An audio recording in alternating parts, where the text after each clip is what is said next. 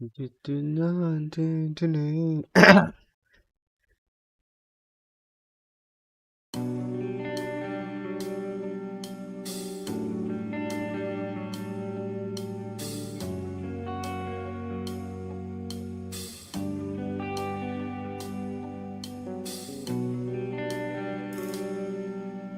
घुटना जहाँ झुके बोली हर जुबान, यीशु है मेरा प्रभु, यीशु है जहाँ।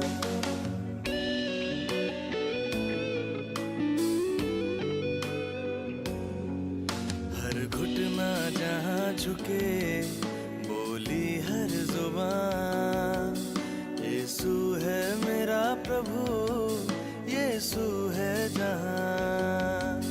ना लफ्जों की ये दुआ, ना है कल्पना, सच्चाई आत्मा से उभरी मेरी दुआ। आराधना आराधना, हाजिर तू है यहाँ, ये मेरी धारणा। आराधना आराधना, हाजिर तू है यहाँ, ये मेरी धारणा।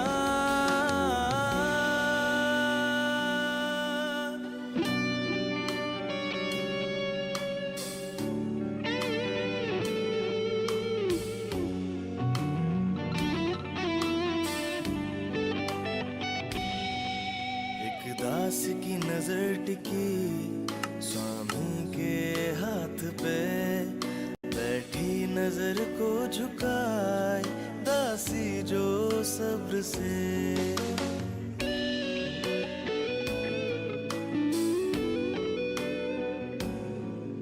एक दास की नजर टिकी स्वामी के हाथ पे, बैठी नजर को झुकाए दासी जो सब्र से।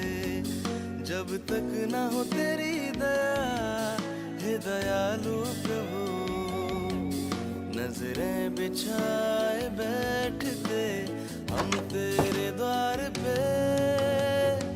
आराधना आराधना,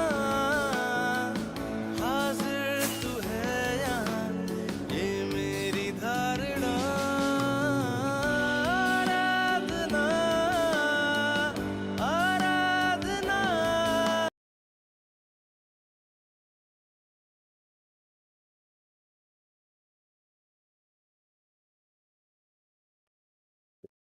स्क्रीनशॉट्स अपना वो किधर है?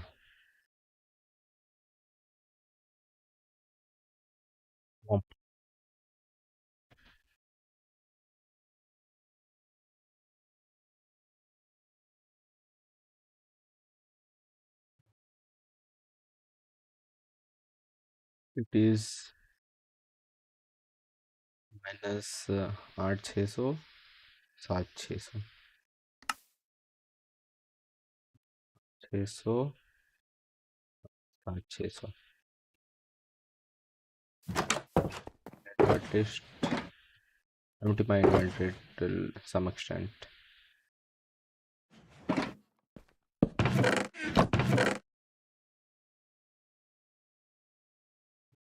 सीधा ही आके वापस उठा लूंगा।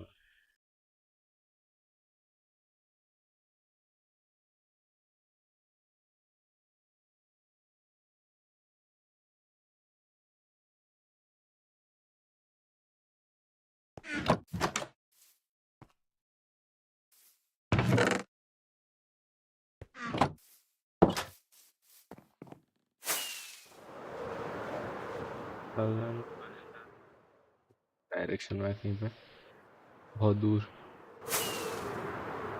कोऑर्डिनेट्स बता है तो ऊपर ही चलता है।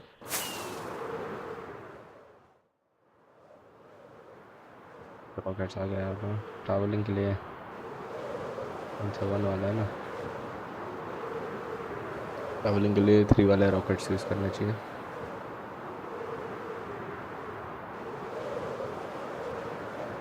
है।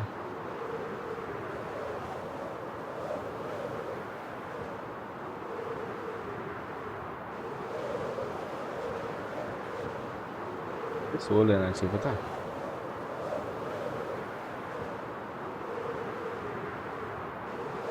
कहीं पर अगर विलेज दिख रहा है तो सो लूंगा मैं। सब पहुंचने में जितना टाइम लगेगा। और वहाँ जाके दिन हो गया तो। ओ कैमल है। कैमल। अच्छा हाँ ये। I never seen a camel. मतलब नॉट इन दिस गेम।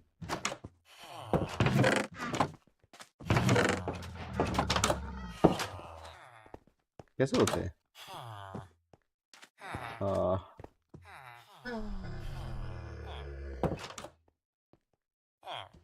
बैठ गया ये तो। ये खड़ा हो। सैडल चाहिए। सैडल है।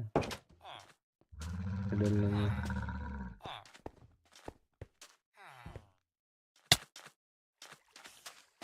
ओके। नहीं नहीं wait wait wait wait wait. पहले ये चेंज कर। कट्स अच्छे वाले दे।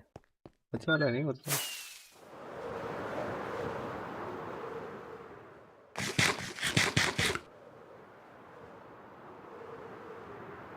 उड़ने में अच्छा लगे ऐसे। We have to explore this. नीचे क्या ही होगा। अच्छा नहीं एन्चेंटेड गोल्डन एप्पल हो सकता है।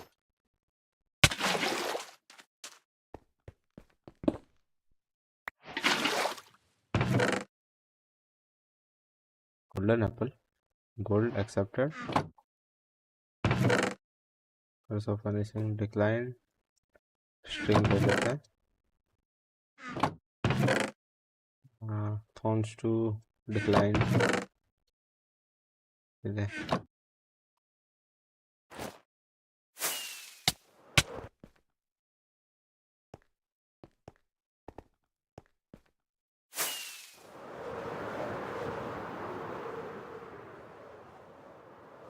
Negative X. नेगेटिव जी।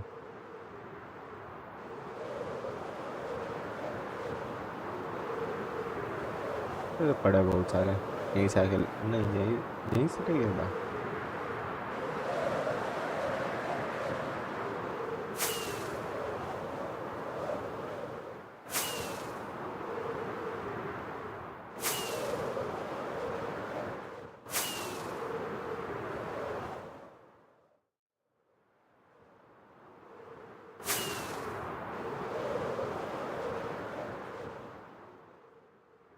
अब तो भाई वहीं वहाँ पहुँच के ही दम लूंगा।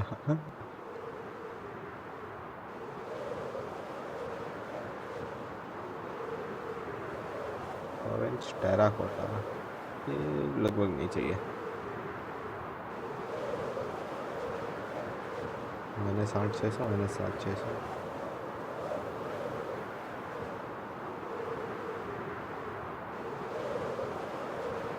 विलेज आ रहे हैं बहुत सारे। ये सब लोड क्यों नहीं है। कौन से रास्ते से गया था मैं।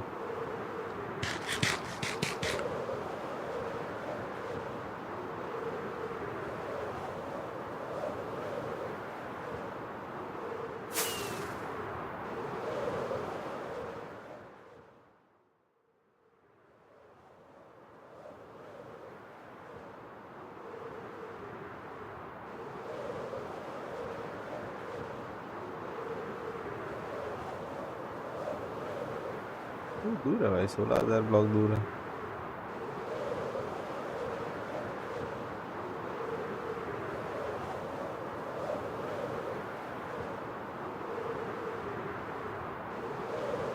ये रहा ये रहा ये रहा। बड़ा है। ये विच हट है इसे। रुक रुक रुक रुक, उधर बाद में जाएंगे।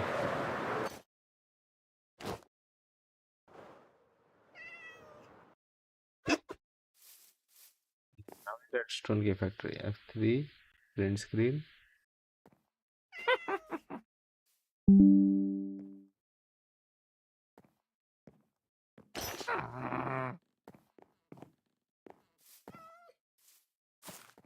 दूंगा। मजे मत लियो। रेस्टोरेंट बहुत देती है भाई। रिच अब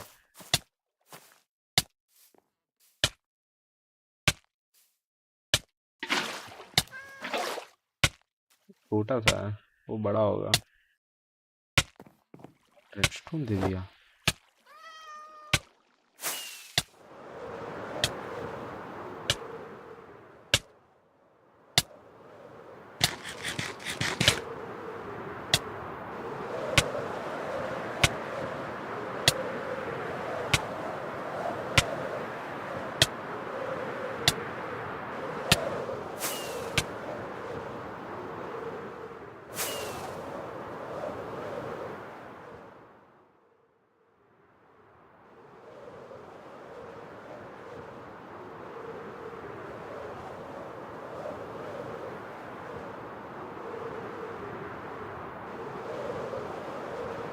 $600 मैंने 700।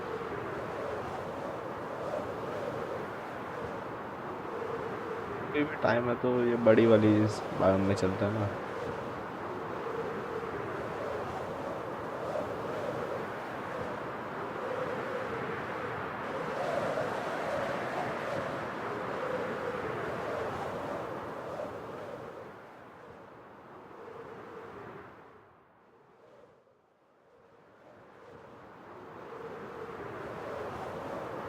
इसमें से सी लेंटर्स चाहिए मुझे। ऐसे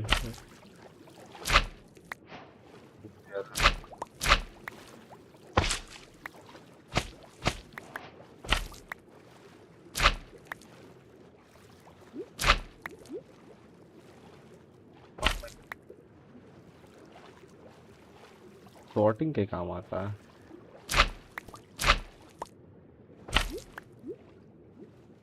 छोड़ दे, पड़े बहुत सारे सही होंगे तो। ये तो हमारे इधर ही इतना बड़ा जंगल है इसका।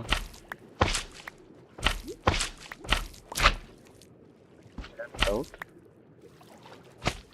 सी लेंटर्स। अब मैं इधर आ गया तो इधर से ही ले लेते हैं।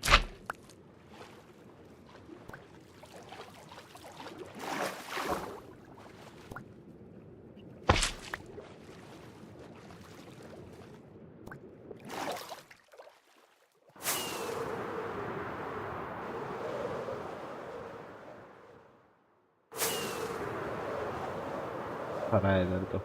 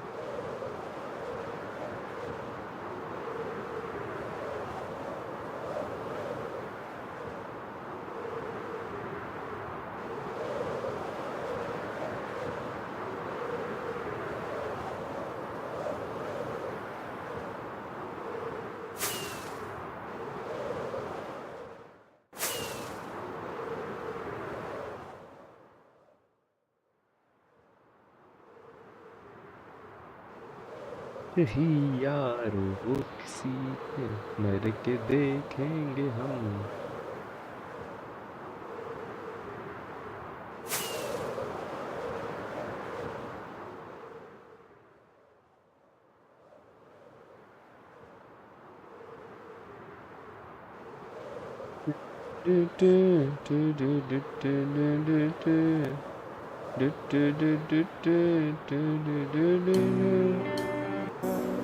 यीशु है मेरा प्रभु।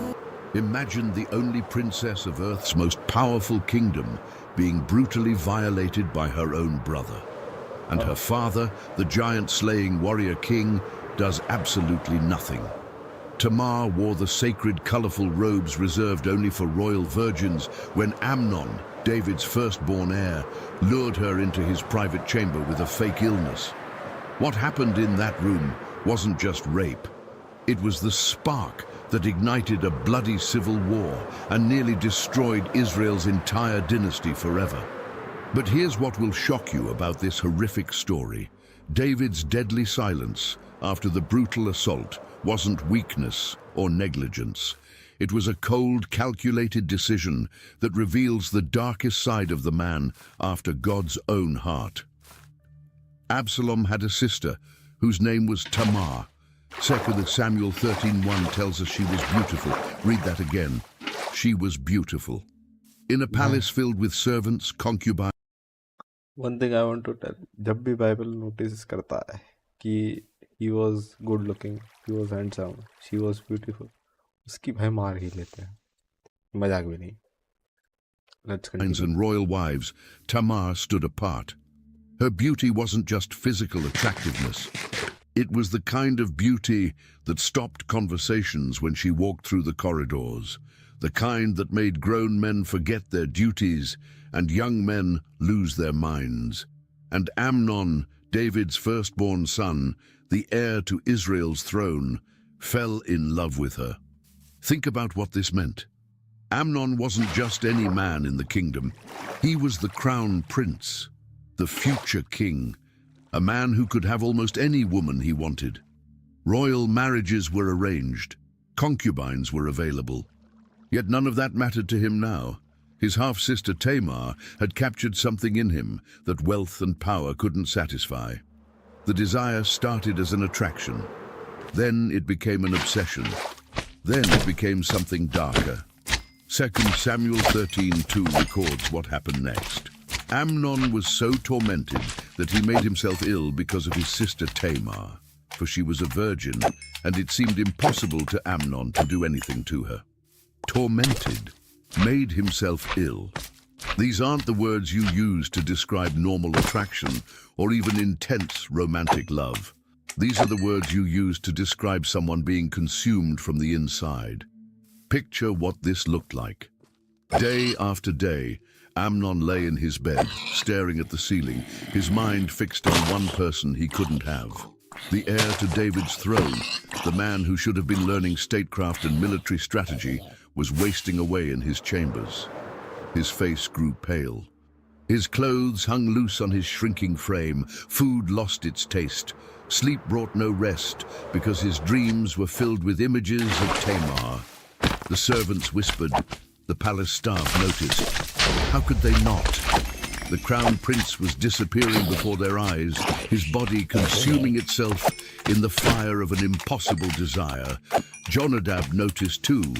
Jonadab was the son of Shimea, David's brother, making him Amnon's cousin. But 2 Samuel 13:3 tells us something crucial about him. Jonadab was a very crafty man. Crafty. The Hebrew word suggests someone clever in a dangerous way, someone who sees opportunities where others see problems, someone who finds ways to get what he wants regardless of the cost to others. One morning, Jonadab entered Amnon's chamber and saw his cousin lying there like a dying man. The smell of unwashed clothes filled the room. Empty food trays sat untouched on the table. The future king of Israel looked like he was ready for burial. Jonadab asked directly, "Why are you, the king's son, so haggard morning after morning?" Think about that question. Morning after morning. This wasn't a bad day or a rough week. This was a pattern that had been building for months. Amnon's obsession was visible to anyone who bothered to look, and Jonadab had been watching. Amnon turned his face to the wall, his chest tight with frustration. He had carried this secret alone, letting it eat him alive day after day. But now, confronted directly by his crafty cousin, the words spilled out. "I love Tamar, my brother Absalom's sister." There it was, the confession that changed everything. Not "I'm attracted to" or "I admire." He used the word love. But this wasn't love. This was possession dressed up in romantic language. This was a man who had decided he needed something and was willing to destroy himself to get it. Jonadab listened in silence, but his mind was already working. He saw the desperation in his cousin's eyes, the way Amnon's hands shook when he spoke Tamar's name. He understood that Tamar was a virgin, carefully guarded in the palace, protected by her status as a royal daughter. He knew that approaching her directly was impossible. Most importantly, he knew an opportunity when he saw one. The room fell silent after Amnon's confession. The heir to the throne lay there exposed, vulnerable, having revealed the secret that was killing him. Jonadab stood quietly, calculating, planning. In that silence, something dark was taking shape. Amnon's obsession had found its enabler. His impossible desire was about to become a devastating reality. The seed of the plan was planted in that moment, in that quiet room, between two cousins who had just crossed a line they could never uncross. Jonadab broke the silence with calculated precision. His voice was steady, confident, as if the solution had been obvious all along. "Lie down on your bed and pretend to be ill," he told Amnon. "And when your father comes to see you, say to him, 'Please let my sister Tamar come and give me bread to eat, and prepare the food in my sight, that I may see it and eat it from her hand.'" 2 Samuel 13:5 records these exact words. Read that carefully. This wasn't a spontaneous suggestion born of concern for his cousin's well-being. This was a trap, methodically planned and perfectly baited.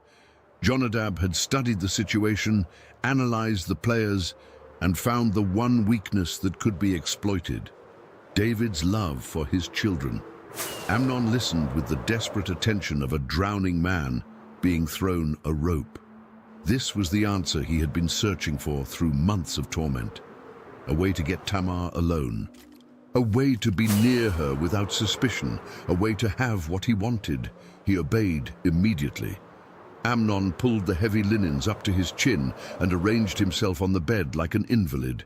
He practiced the weak voice, the labored breathing, the pale complexion that would sell the deception.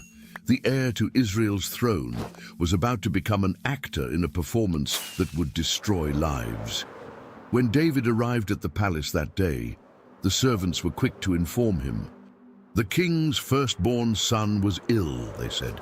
He had been declining for weeks, barely eating, rarely leaving his chambers. David's paternal instincts overrode any political concerns. This was his son, his heir, and he was suffering.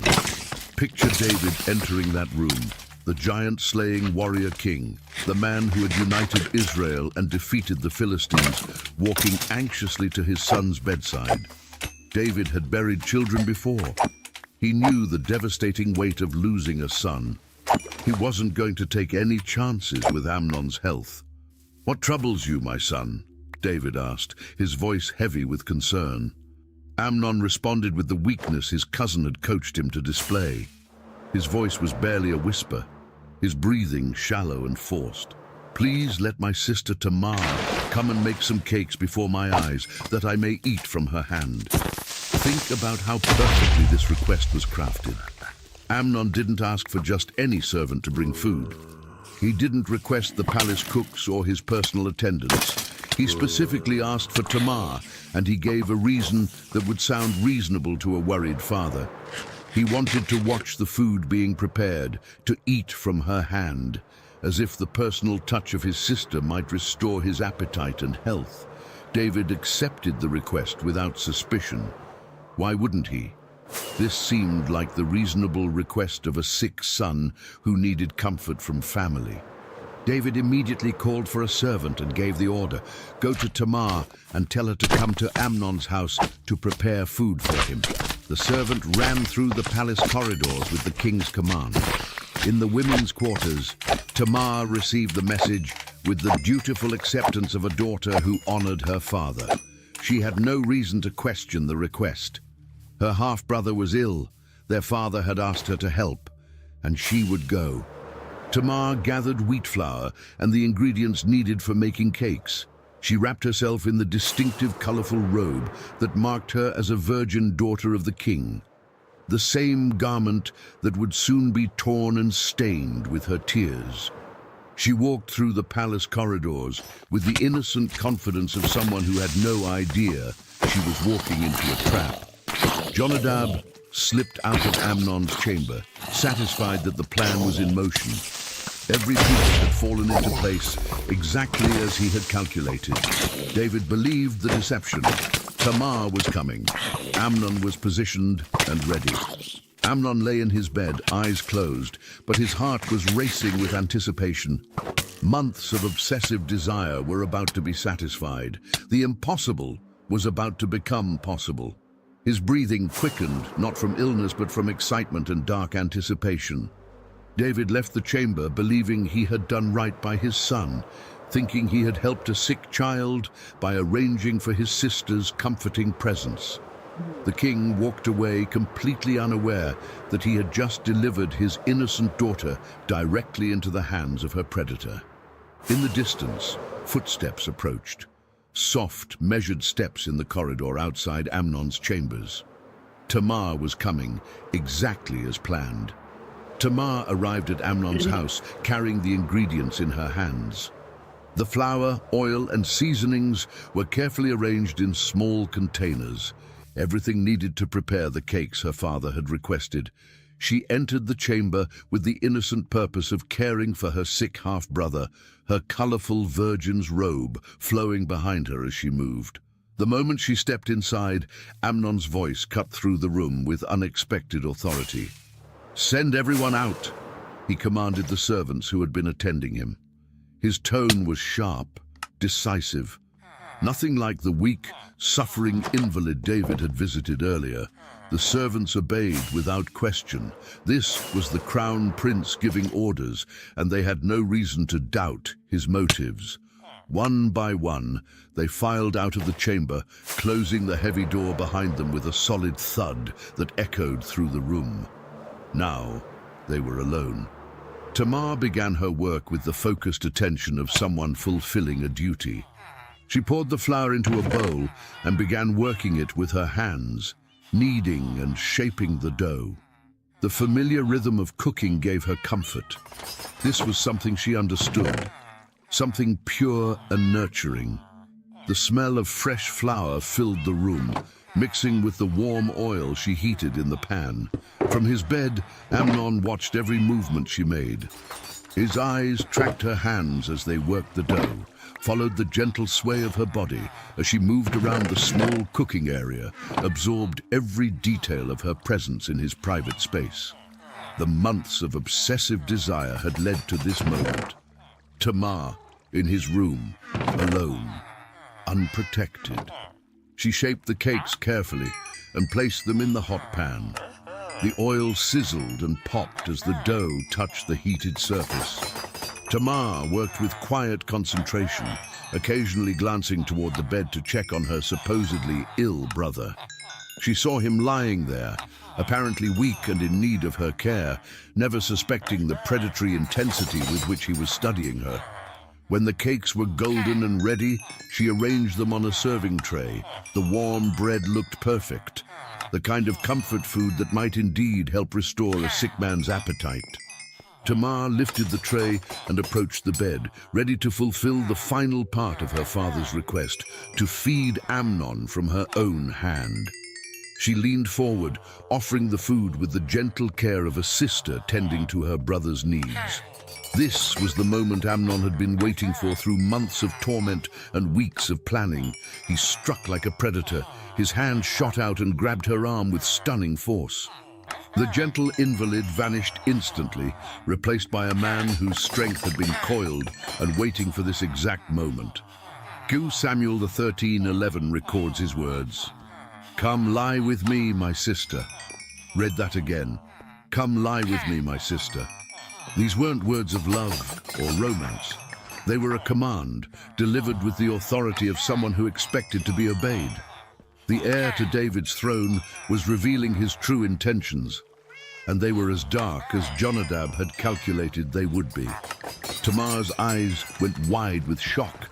The transformation was so sudden, so complete, that for a moment she couldn't process what was happening.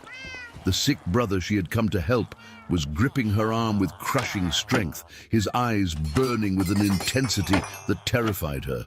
She tried to pull back, but Amnon's grip tightened.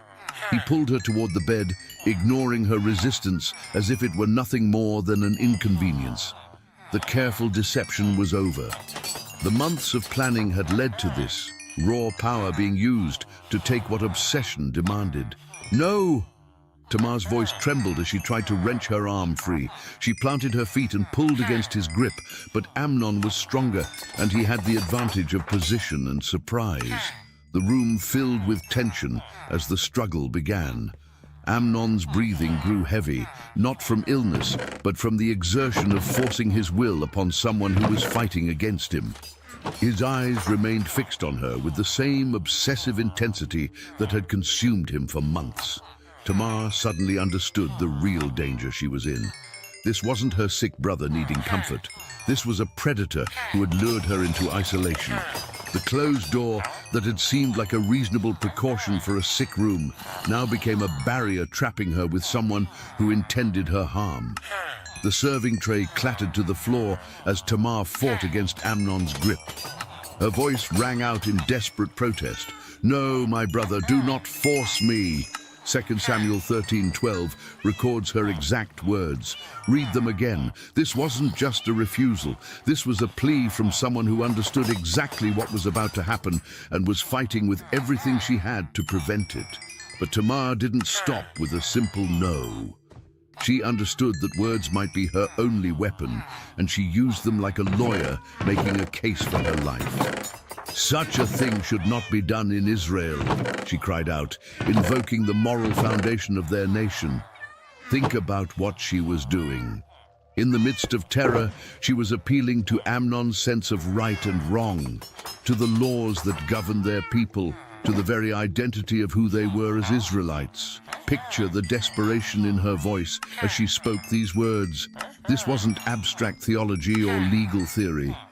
This was a woman fighting for her very existence, using every argument she could think of to reach whatever humanity remained in her attacker. She was reminding him that they weren't pagans who did whatever they pleased. They were children of Abraham, descendants of those who had received the law at Sinai. Their people had moral standards that separated them from the surrounding nations. "Do not do this wicked thing," she continued, her voice growing more desperate with each word. The Hebrew word for wicked here carries the weight of abomination, the same term used for the sins that brought divine judgment upon Sodom and Gomorrah. Tamar understood the magnitude of what Amnon was contemplating, and she was trying to make him understand it too. Her mind was working frantically even as her body struggled against his grip. She could feel his strength overwhelming her physical resistance, so she poured everything into her words, hoping that somewhere in the obsessed man holding her down, there remained enough of her brother to hear reason. Then came her most remarkable argument. Even as panic filled her chest, even as she fought against his crushing grip, Tamar made an offer that revealed both her desperation and her wisdom. "Please, speak to the king. He will not refuse me to you." Think about what she was saying in that moment. Tamar was offering to become Amnon's wife rather than his victim. She was proposing a solution that would satisfy his desire while preserving her honor and following proper protocols. Marriage between half-siblings wasn't common in Israel, but it wasn't absolutely forbidden either. Abraham had married his half-sister Sarah. The precedent existed. This wasn't just quick thinking under pressure. This was Tamar offering Amnon everything he claimed to want, but in the right way. She was giving him a path to have her without destroying her, without committing a crime that would haunt both of them forever. She was showing him how his obsession could be satisfied through honor rather than violence. Imagine the courage it took to make that offer. She was essentially proposing to sacrifice her own future happiness to prevent something worse from happening. She was willing to marry a man she now knew was capable of violence, willing to become the wife of someone who had just shown her his true nature, if it meant avoiding the devastation of rape. David might indeed have agreed to such an arrangement if properly approached. The king had made political marriages before. He understood that royal families sometimes needed to form alliances that common people wouldn't consider. If Amnon had gone to his father honestly, admitted his feelings, and requested Tamar's hand in marriage, there was a real possibility David would have consented. But that would have required patience. It would have required treating Tamar as a person with rights, rather than an object to be possessed. It would have required acknowledging that she had a choice in the matter, that her consent mattered, that her future happiness was worth considering. Amnon heard every word of her plea. He understood exactly what she was offering, and he rejected it completely. The heir to David's throne had passed the point where honor mattered. He had moved beyond love, beyond marriage, beyond doing things the right way. What he wanted now wasn't Tamar as a wife. It was the satisfaction of taking what he had obsessed over, regardless of the cost to her or to anyone else. His response was to tighten his grip and ignore her words entirely. Amnon's strength overwhelmed her arguments just as it overwhelmed her physical resistance. Tamar pushed against his chest with her free hand, trying to create distance, trying to break his hold on her. Her fingers clawed at his clothing, searching for anything that might give her leverage to escape. But Amnon was larger, stronger, and driven by months of pent-up obsession that had now found its moment of release.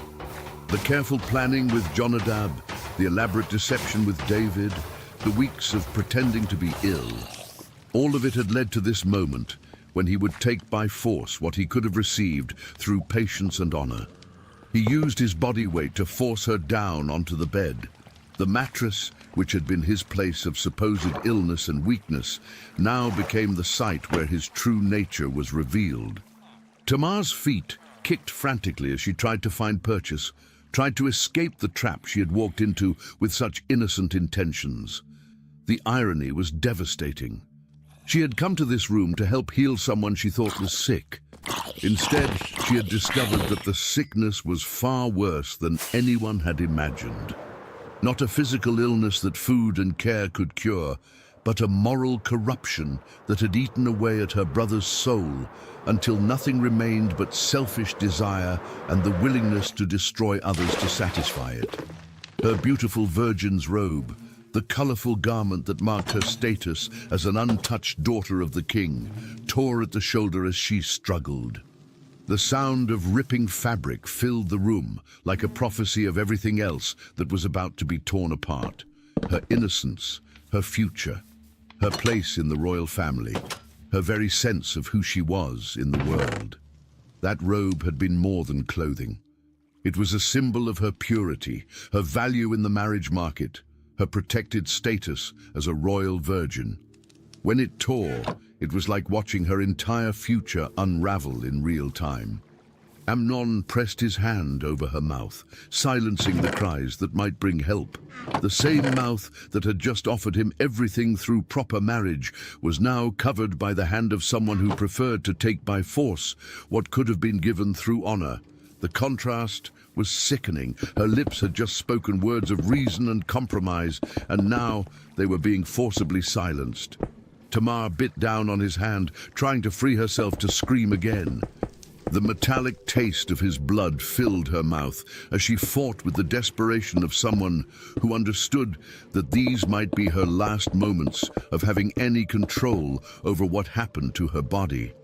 The bite made Amnon curse, but it didn't make him stop. His eyes had taken on the look of someone no longer fully rational.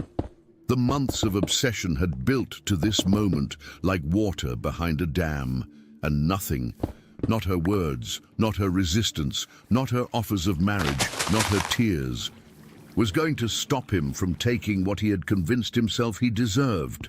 2 Samuel 13:14 tells us the terrible truth. But he would not listen to her, and being stronger than she, He forced her and lay with her. He would not listen. Think about those words. Amnon had heard every argument, every plea, every reasonable alternative she offered. He understood exactly what he was doing and exactly what it would cost. To her, to himself, to their family, to the kingdom. And he chose to do it anyway.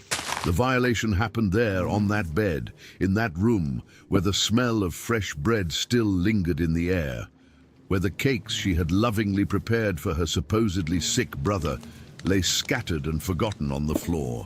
The caring sister who had come to help heal was being destroyed by the very person she had come to serve. Tamar felt the sharp physical pain of the assault, but that was nothing compared to the deeper agony of understanding what was being stolen from her. Her virginity, which could never be restored. Her honor, which in that culture was everything. Her future marriage prospects, which were now destroyed. Her place in society as a respected royal daughter. All of it was being ripped away in those horrible moments. Her body eventually stopped fighting, not from consent, but from exhaustion, and the crushing realization that resistance was futile. There comes a point when the human spirit can only endure so much, when the flesh simply cannot continue, when survival instinct forces a terrible stillness that shouldn't be mistaken for acceptance. When it was over, Amnon rolled away from her, his breathing heavy, but his obsession suddenly and completely satisfied. The desire that had consumed him for months, that had made him physically ill, that had driven him to elaborate deception and calculated violence, it was gone. Just like that, as if a fever had broken. The room fell into a silence so heavy it seemed to press down on everything in it. The only sounds were their breathing, his satisfied and settling, hers shallow and broken, and the distant noises of palace life continuing outside, oblivious to the catastrophe that had just occurred. Tamar lay motionless, tears streaming down her face onto the pillow that still carried the scent of the man who had just destroyed her life. The tears weren't just from physical pain, though that was real and sharp. They were tears of humiliation, of betrayal, of the devastating realization that someone she had trusted had planned and executed her destruction with cold calculation. Something was happening to Amnon's face as he stared at the ceiling. The months of desperate longing were over. The obsession that had driven him to sickness was satisfied, but instead of the peace or happiness he might have expected, something else was taking root in his heart. The satisfaction was fading, replaced by something unexpected and terrible. Where obsessive desire had burned for months, where desperate need had consumed his thoughts day and night, a new emotion was growing like a dark flower in poisoned soil. Hatred. The violation had marked the end of Tamar's innocence, but it had also marked the beginning of something else, a darkness in Amnon's heart that would prove to be as destructive as his original obsession and far more dangerous to everyone around him. The hatred came like a flood breaking through a dam. 2 Samuel 13:15 tells us exactly what happened. Then Amnon hated her exceedingly, so that the hatred with which he hated her was greater than the love with which he had loved her. Read that again. The hatred was greater than the love. Think about what this means. For months, Amnon's obsession had consumed him so completely that it made him physically sick. It had driven him to elaborate deception, to careful planning, to violent assault. That desire had been the most powerful force in his life, and now the hatred was even stronger. This wasn't gradual disillusionment or slow-growing regret. This was instant, overwhelming revulsion that hit him like a physical blow the moment his obsession was satisfied. The woman he had claimed to love, the sister he had destroyed his health pursuing, had suddenly become the most despised person in his world. Amnon's voice cut through the heavy silence like a blade. "Get up! Get out!" The tone was harsh, commanding, filled with disgust. This was no longer the weak invalid who had pleaded for his sister's care. This was a man in full possession of his strength, using it now to inflict a different kind of cruelty. Tamar, still lying motionless on the bed where her innocence had been destroyed, lifted her head in shock. The sudden transformation in Amnon's demeanor was almost as traumatic as what had just happened to her. The brother who had forced himself on her was now treating her like something contaminated, something that needed to be removed from his sight immediately. She found her voice, broken though it was. "No, do not send me away. This greater wrong in sending me away is worse than what you have already done to me." Her words revealed a devastating understanding of what was happening. Tamar knew that being cast out after rape was, in some ways, worse than the rape itself. A woman who was violated but kept in the household might still have some protection, some chance of survival. But a woman who was violated and then thrown away was marked as damaged goods, cast out with no protection and no future. Think about what she was asking for. Tamar wasn't requesting justice or demanding that Amnon face consequences. She was simply begging not to be discarded completely. She understood that her life as she had known it was over, but she was pleading for the minimal protection that remaining in his household might provide. But Amnon's heart had turned to stone. The satisfaction of his obsession had been followed immediately by revulsion, and that revulsion extended to everything associated with what he had just done, including Tamar herself. He couldn't bear to look at her, couldn't stand to have her presence reminding him of his actions. "Servant!" he called out in a loud voice. The door opened immediately, and his personal attendant entered quickly. The man had been waiting outside, probably wondering about the strange sounds and voices he had heard from within. When he saw the scene, Amnon on the bed, Tamar with her torn robe, the scattered food on the floor, he understood immediately that something terrible had happened. Amnon pointed at Tamar with disgust, as if she were refuse that needed to be removed.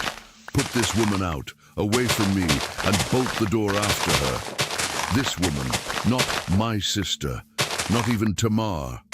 She had been reduced to this woman, as if her very identity had been erased along with her innocence. The prince, who had claimed to love her beyond reason, now spoke of her as if she were a stranger, an intruder who had somehow found her way into his private chambers. The servant moved to obey without question. This was the crown prince giving orders, and the destruction in the room made it clear that refusing would be dangerous. He grabbed Tamar by her injured arm, the same arm Amnon had gripped and twisted during the assault. Tamar tried to pull her torn robe together, attempting to cover herself with the fabric that had been ripped in the struggle. The beautiful garment that had marked her as a virgin daughter of the king was now evidence of violence, its bright colors stained and its careful weaving destroyed. The servant dragged her toward the door, and Tamar's feet stumbled beneath her. The physical trauma combined with the emotional devastation had left her weak and disoriented. She was being expelled from the very room where she had come to show mercy to someone she thought needed healing. The heavy door slammed shut behind her with a finality that echoed through the corridors. Then came the sound that sealed her fate, the iron bolt sliding into place with a grinding scrape that seemed to go on forever.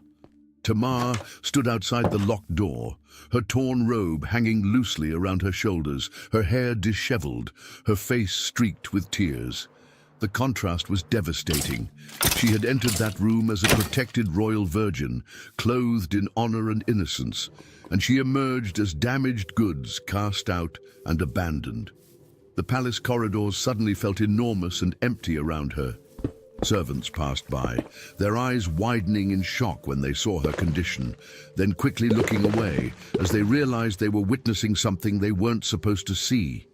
The whispers would start immediately, spreading through the palace like wildfire. With trembling hands, Tamar reached down and gathered ashes from a nearby brazier, placing them on her head. This was the ancient sign of mourning, the ritual gesture of someone who had suffered devastating loss. The grey dust settled into her hair and streaked down her face, mixing with her tears. Then she did something that marked the end of her life as she had known it. Tamar took hold of her torn virgin's robe, the beautiful, colorful garment that had been her badge of honor and protection, and ripped it further. The sound of tearing fabric echoed in the corridor as she destroyed the last symbol of who she used to be. She placed both hands on her head and began to walk, crying aloud as she moved. This wasn't quiet weeping. This was the kind of wailing that announced tragedy, the mourning cry that told everyone within hearing distance that something terrible had happened. The sound carried through the palace corridors, bouncing off stone walls and reaching the ears of servants, officials, and courtiers. People stopped their conversations and turned toward the sound, recognizing the voice, but shocked by the anguish in it. This was Tamar, David's daughter, crying like someone whose world had just ended. Her feet carried her through the palace grounds and into the streets of Jerusalem, tears streaming hot down her cheeks. She walked like someone in a nightmare, no longer fully aware of where she was going, driven only by the need to find safety somewhere, anywhere other than the place where she had been destroyed and discarded. People in the streets stopped and stared as she passed. The sight of a royal daughter in such a state was unprecedented. Her torn robes, the ashes in her hair, the uncontrolled weeping, all of it announced that something catastrophic had occurred in the house of David. When Tamar finally reached the house of Absalom, she was exhausted, broken, barely able to stand. Her brother saw her condition immediately. The torn clothing, the ashes, the devastated expression that told him everything he needed to know about what had happened to his sister. The desolation that would define the rest of Tamar's life was already settling over her like a shroud, marking the end of one story and the beginning of another darker one. Absalom was waiting when Tamar stumbled to his doorstep. One look at his sister told him everything he needed to know. The ashes in her hair, the torn virgin's robe hanging in tatters around her shoulders, the hollow devastation in her eyes. These weren't signs of ordinary grief. This was the aftermath of violence. His voice was steady when he spoke, but his eyes were already hardening with a terrible understanding. "Has Amnon, your brother, been with you?" Tamar nodded, her voice too broken for words. That simple gesture confirmed what Absalom had already suspected from the moment he saw her condition. The crown prince, their half-brother, the heir to David's throne, had done the unthinkable. 2 Samuel 13:20 records Absalom's response. "Be quiet for now, my sister. He is your brother. Do not take this thing to heart." Think about those words. Be quiet. Don't take this to heart. On the surface, they might sound like dismissal or indifference, but they were something else entirely. Absalom was giving his sister counsel, born of cold political calculation. He understood that immediate outcry would accomplish nothing except to bring more shame upon Tamar, while Amnon faced no real consequences. "He is your brother," Absalom continued, and the words carried layers of meaning. Yes, Amnon was family, which made his crime even more horrific, but he was also the firstborn, the heir, the one David favored. Speaking out against him directly would likely bring punishment upon the accusers rather than justice for the victim. Absalom wasn't telling Tamar to forgive or forget. He was telling her to survive. He was buying time while his own mind worked through what needed to happen next. Tamar entered Absalom's house in silence, moving like someone walking through a nightmare. Her feet carried her forward, but her spirit remained trapped in that locked room where her life had been destroyed. Absalom closed the door behind her, sealing them both away from the curious eyes and wagging tongues that would soon be spreading rumors throughout Jerusalem. She sank to the floor without ceremony, her body shaking with tremors that had nothing to do with cold. The physical trauma was real, but the emotional devastation went deeper than anything that could be seen. Tamar sat there like someone who had died, but whose body hadn't yet realized it. Absalom brought water in a clay basin and knelt beside her. Gently, carefully, He began washing the ashes from her hair and face. The grey dust swirled in the water, turning it dark as it carried away the outward signs of her mourning, but no amount of washing could clean away what had happened to her. Tamar remained motionless during his ministrations, staring at nothing with eyes that had seen too much. She was present in body but absent in spirit, her mind still processing trauma too large to fully comprehend. The sister who had left that morning full of purpose and kindness was gone, replaced by someone hollow and broken. Absalom wrapped her in a simple cloak, covering the ruins of her virgin's robe. The colorful garment that had marked her status and protected her innocence was now evidence of violence. It would need to be burned or buried. No one could look at it again without remembering what it represented. From that day forward, Tamar lived in Absalom's house. 2 Samuel 13:20 tells us she remained desolate. The Hebrew word suggests not just sadness, but complete devastation, the kind of brokenness that never fully heals. She would never marry, never have children, never experience the life that should have been hers as a daughter of David. Day after day, Absalom watched his sister's suffering. He saw how she startled at sudden sounds, how she avoided the company of men, how she moved through his house like a ghost, haunting her own life. Her pain was a constant presence, a daily reminder of what had been done to her and what continued to be left undone about it. The hatred in Absalom's heart began to grow like a cancer. It started as protective anger for his violated sister, but it fed on itself day after day until it became something larger and more dangerous. Every time he looked at Tamar, every time he saw her flinch or withdraw, the hatred grew stronger. But Absalom was careful. He spoke no evil against Amnon publicly.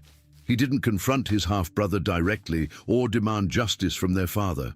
He appeared to accept what had happened with the same resignation he had counseled Tamar to show. But appearances deceived. The rumors reached David's ears within days. Whispered conversations among servants, concerned questions from court officials, the undeniable evidence of Tamar's condition, all of it pointed to the same terrible conclusion. 2 Samuel 13:21 tells us that when King David heard of all these things, he was very wrathful. David was angry. The giant-slaying warrior king, the man who had united Israel and defeated the Philistines, was furious when he learned what his firstborn son had done to his daughter.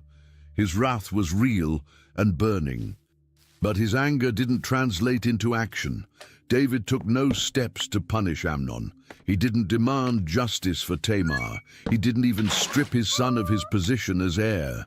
The king, who had executed men for lesser crimes, somehow found no penalty severe enough for the rape of his own daughter by his own son. This inaction wounded Tamar almost as deeply as the original assault. To be violated was devastating. To be violated and then ignored by the one person with the power to demand justice was a different kind of destruction entirely. David's silence sent a clear message. Amnon's position as heir mattered more than Tamar's suffering as his daughter. The royal house was fracturing, held together now only by appearance and protocol. Hatred was growing in Absalom's heart. Shame was consuming Tamar's life. And David's failure to act was ensuring that this wouldn't be the end of the story. It would only be the beginning of something much worse. David's failure to act created a silence that became more dangerous than any outcry could have been. 2 Samuel 13:22 tells us that Absalom spoke to Amnon neither good nor bad. Think about what that means. In a royal household where brothers regularly interacted, where palace life required constant communication between the king's sons, Absalom's complete silence toward Amnon was deafening. He didn't curse his half-brother. He didn't confront him. He didn't even acknowledge his existence. When Amnon entered a room, Absalom looked through him as if he were invisible. When court business required their presence together, Absalom conducted himself with cold professionalism that revealed nothing of the hatred burning in his heart. Meanwhile, Amnon continued his life as crown prince without consequence. He attended council meetings, received honors due to the heir, and moved through the palace as if nothing had changed. David's inaction had essentially declared that the rape of a royal daughter was not a crime worthy of punishment, at least not when the perpetrator was the future king. But Absalom was planning in secret. Every day he watched his sister living as a desolate woman in his house. He was calculating. Every time he saw Amnon enjoying his privileges as firstborn, the plan grew more detailed. This wasn't hot-blooded revenge driven by momentary anger. This was cold, methodical preparation for justice that the king had failed to deliver. 2 years passed, 2 full years of maintaining the facade while hatred festered and plans crystallized. Think about the patience that required. 730 days of watching Amnon laugh and feast and rule while Tamar lived in broken silence. Each sunrise brought Absalom face to face with his sister's devastation and his half-brother's unpunished arrogance. Then came the sheep-shearing season at Baal Hazor. This was Absalom's estate, his land, his workers. Sheep-shearing was traditionally a time of celebration, when landowners hosted feasts for their workers and invited family to join the festivities. It was the perfect cover for what Absalom had been planning. He extended invitations to all the king's sons. The message was delivered with all the appropriate ceremony and courtesy. "Come celebrate the harvest with me," he said. "Join me for food and wine and brotherhood. Let us feast together as sons of David should." Amnon accepted without suspicion. Why wouldn't he? 2 years had passed since the incident with Tamar. Absalom had never confronted him, never accused him, never shown any sign of holding a grudge. If anything, Absalom's silence had suggested acceptance, perhaps even approval of his right as firstborn to take what he wanted. While the invitations went out publicly, Absalom gave very different instructions to his servants in private. These were his personal attendants, men who owed their loyalty to him alone, not to David or to the royal household generally. They listened carefully to orders that would never be spoken aloud again. The day of the feast arrived with all the joy and abundance that sheep-shearing season typically brought. Tables groaned under the weight of roasted meat and fresh bread. Wine flowed freely from large clay jars, the good vintage that Absalom had been saving for special occasions. Musicians played, servants laughed, and the air filled with the sounds of celebration. Amnon drank deeply and grew merry with the wine. This was how he preferred to spend his days. Surrounded by abundance, enjoying the privileges of his position, celebrating with his brothers who seemed to harbor no resentments about the past. The wine loosened his tongue and brightened his mood, washing away any lingering concerns about family tensions. From his place at the head table, Absalom watched every cup Amnon drained, every laugh that escaped his lips, every moment of carefree pleasure his half-brother enjoyed. The crown prince had no idea he was being studied with the intensity of a hunter watching prey. The wine continued to flow, and Amnon continued to drink. His face flushed with alcohol and good cheer, he raised his voice in songs and jokes with the other sons of David. The festive atmosphere was infectious, and even the servants seemed caught up in the joy of the celebration. Absalom gave a discreet signal to his men. They moved into position around the tables, still appearing to serve food and wine, but now strategically placed for what would come next. Their movements were casual, unremarkable to anyone not watching for them. Amnon lifted his cup once more, the wine gleaming red in the afternoon light. He was at his most vulnerable, drunk, relaxed, surrounded by what he believed was family loyalty. The festival had reached its peak, with laughter echoing across the fields and tables full of satisfied guests. He had no idea that 2 years of patient planning were about to culminate in blood. The moment Absalom had been waiting for was finally at hand. Justice for Tamar was about to be delivered with the edge of a sword. The moment had arrived. Absalom's voice was low but clear as he gave the command that would change everything. Mark now, when Amnon's heart is merry with wine, and when I say to you, strike Amnon, then kill him. Samuel 13:28 records these exact words. Think about the calculated coldness in that instruction. Absalom wasn't acting in hot-blooded rage. This was the culmination of 2 years of patient planning, delivered with the precision of a military commander giving orders before battle. His servants nodded their understanding. These weren't random palace workers. These were men Absalom had carefully selected and prepared for this moment. They had sworn their loyalty to him personally, and they understood that what they were about to do would either secure their futures or destroy them completely. Do not be afraid, Absalom continued, reading the tension in their faces. Have not I commanded you? Be courageous and be valiant. Yet he was giving them the authority they needed to act, removing any hesitation that might come from striking down the crown prince of Israel. Amnon continued drinking, his heart growing more merry with each cup of wine. The alcohol had washed away any caution he might have possessed, any awareness that he might be in danger. He laughed loudly with his brothers, completely absorbed in the celebration, utterly unaware that death was positioning itself around him. The irony was devastating. Amnon was enjoying himself at a feast hosted by the very brother whose sister he had violated. He was drinking wine provided by someone whose hatred he had completely underestimated. He was celebrating life at the moment when his own was about to end. Absalom watched with the cold patience of an executioner. Every laugh from Amnon's lips, every careless gesture, every moment of drunken happiness was being catalogued by someone who remembered exactly why this moment had come. 2 years of watching Tamar live in desolation had led to this.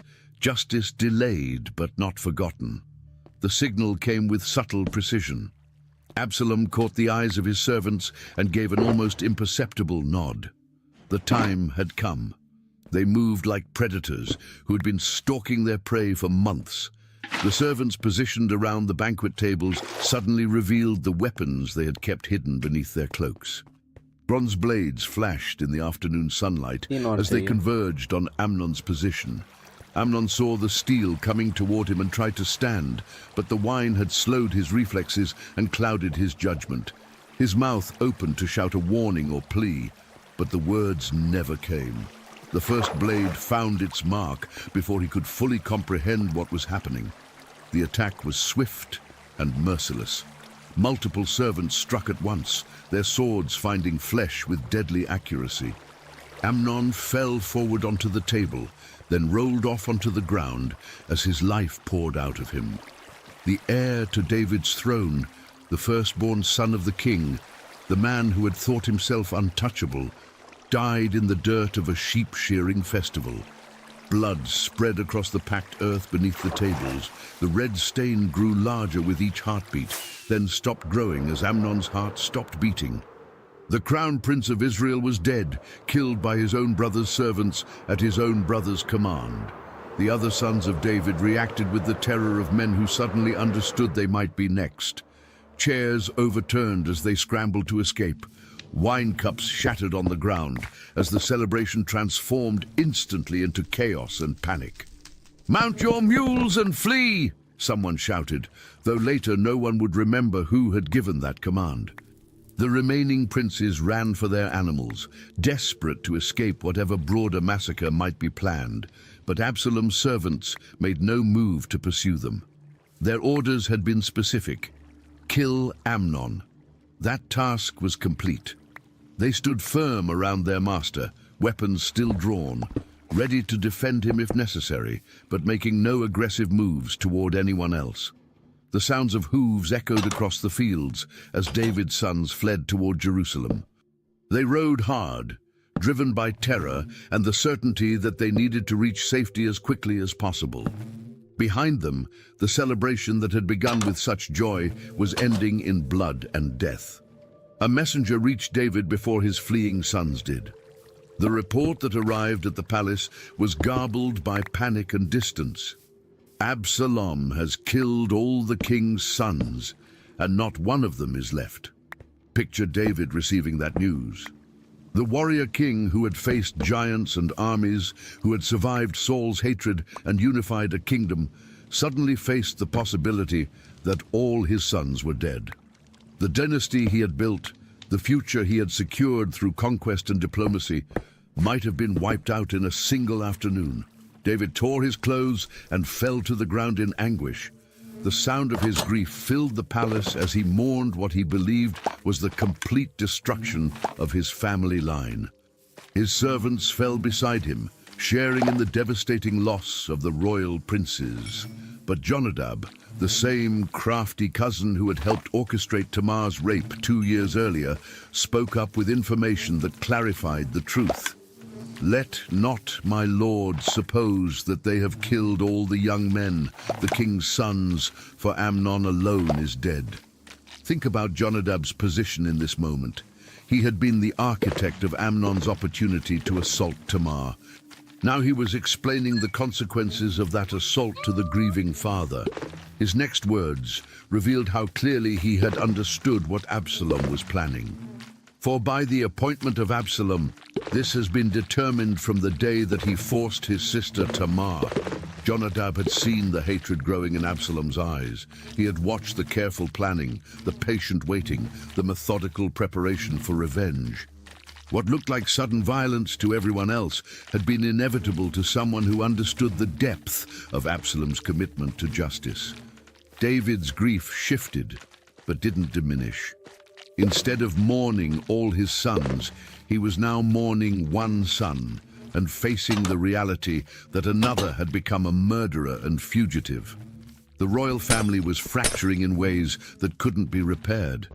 Absalom didn't linger at the scene of his revenge. The moment Amnon's blood hit the ground, Absalom was already moving toward his escape route.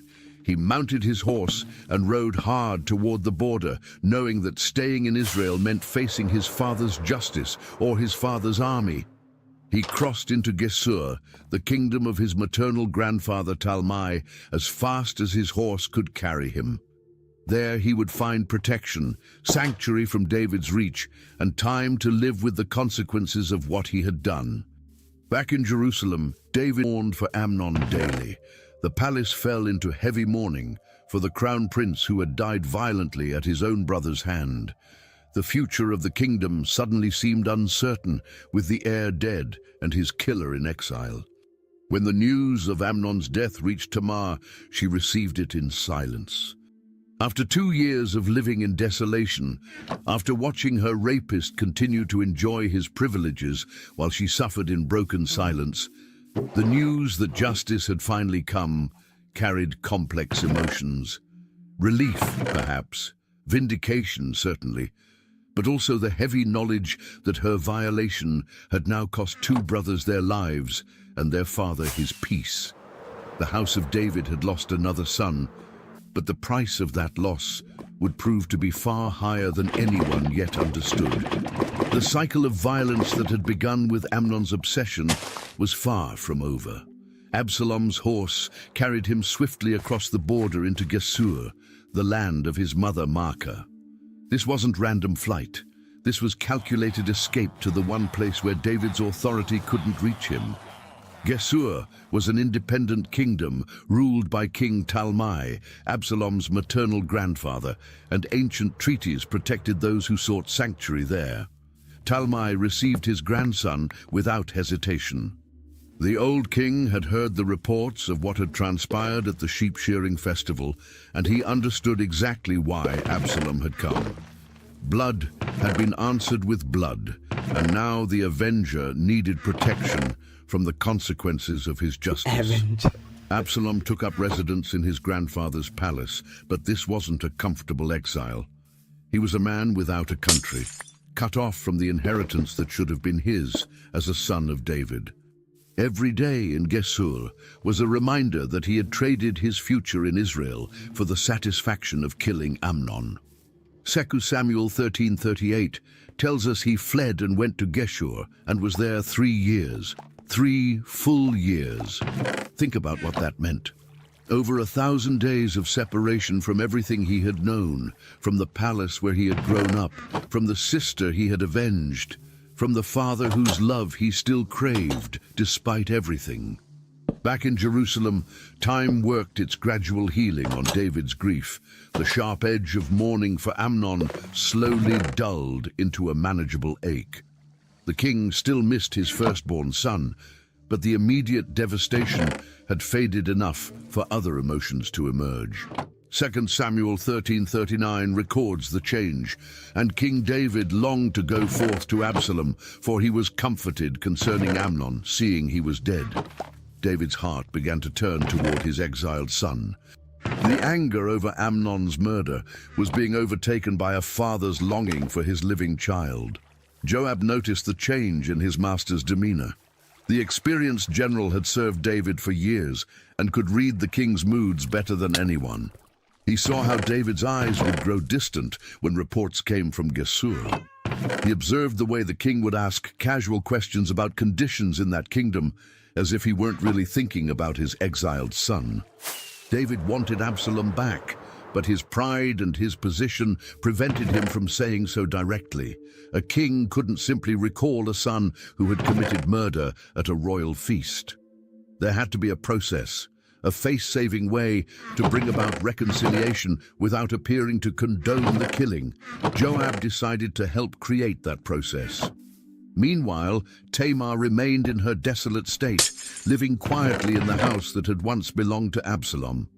Her protector and avenger was gone, fled to a foreign land because of what he had done for her. The silence of her days was broken only by the knowledge that Amnon was dead.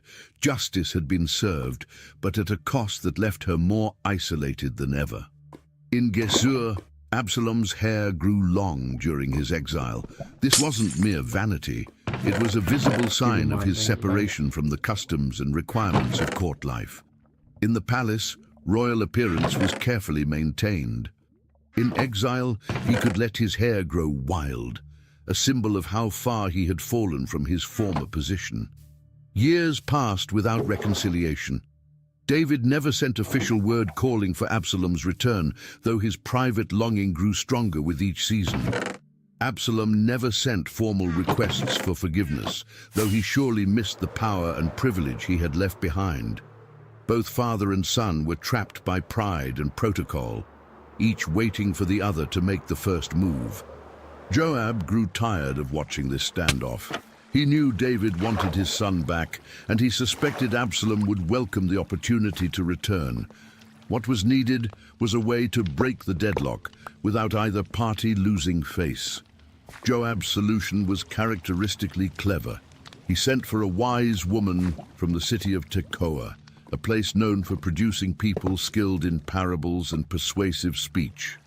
This woman had a reputation for being able to present difficult truths in ways that kings could accept without feeling challenged. She arrived at the palace dressed in mourning clothes, playing the role of a grieving widow seeking the king's justice. Before David, she told an elaborate story about 2 sons who had fought, resulting in one brother killing the other. Now, she claimed, her family wanted to execute the surviving son, which would leave her with no heir and no protection. David listened with the attention he gave to all petitioners seeking royal justice. The case seemed straightforward, a family matter requiring the king's wisdom to prevent further tragedy. "As the Lord lives," David promised, "not one hair of your son shall fall to the ground." He was guaranteeing protection for the surviving son, preventing the family from carrying out their planned execution. The woman's response revealed the true purpose of her visit.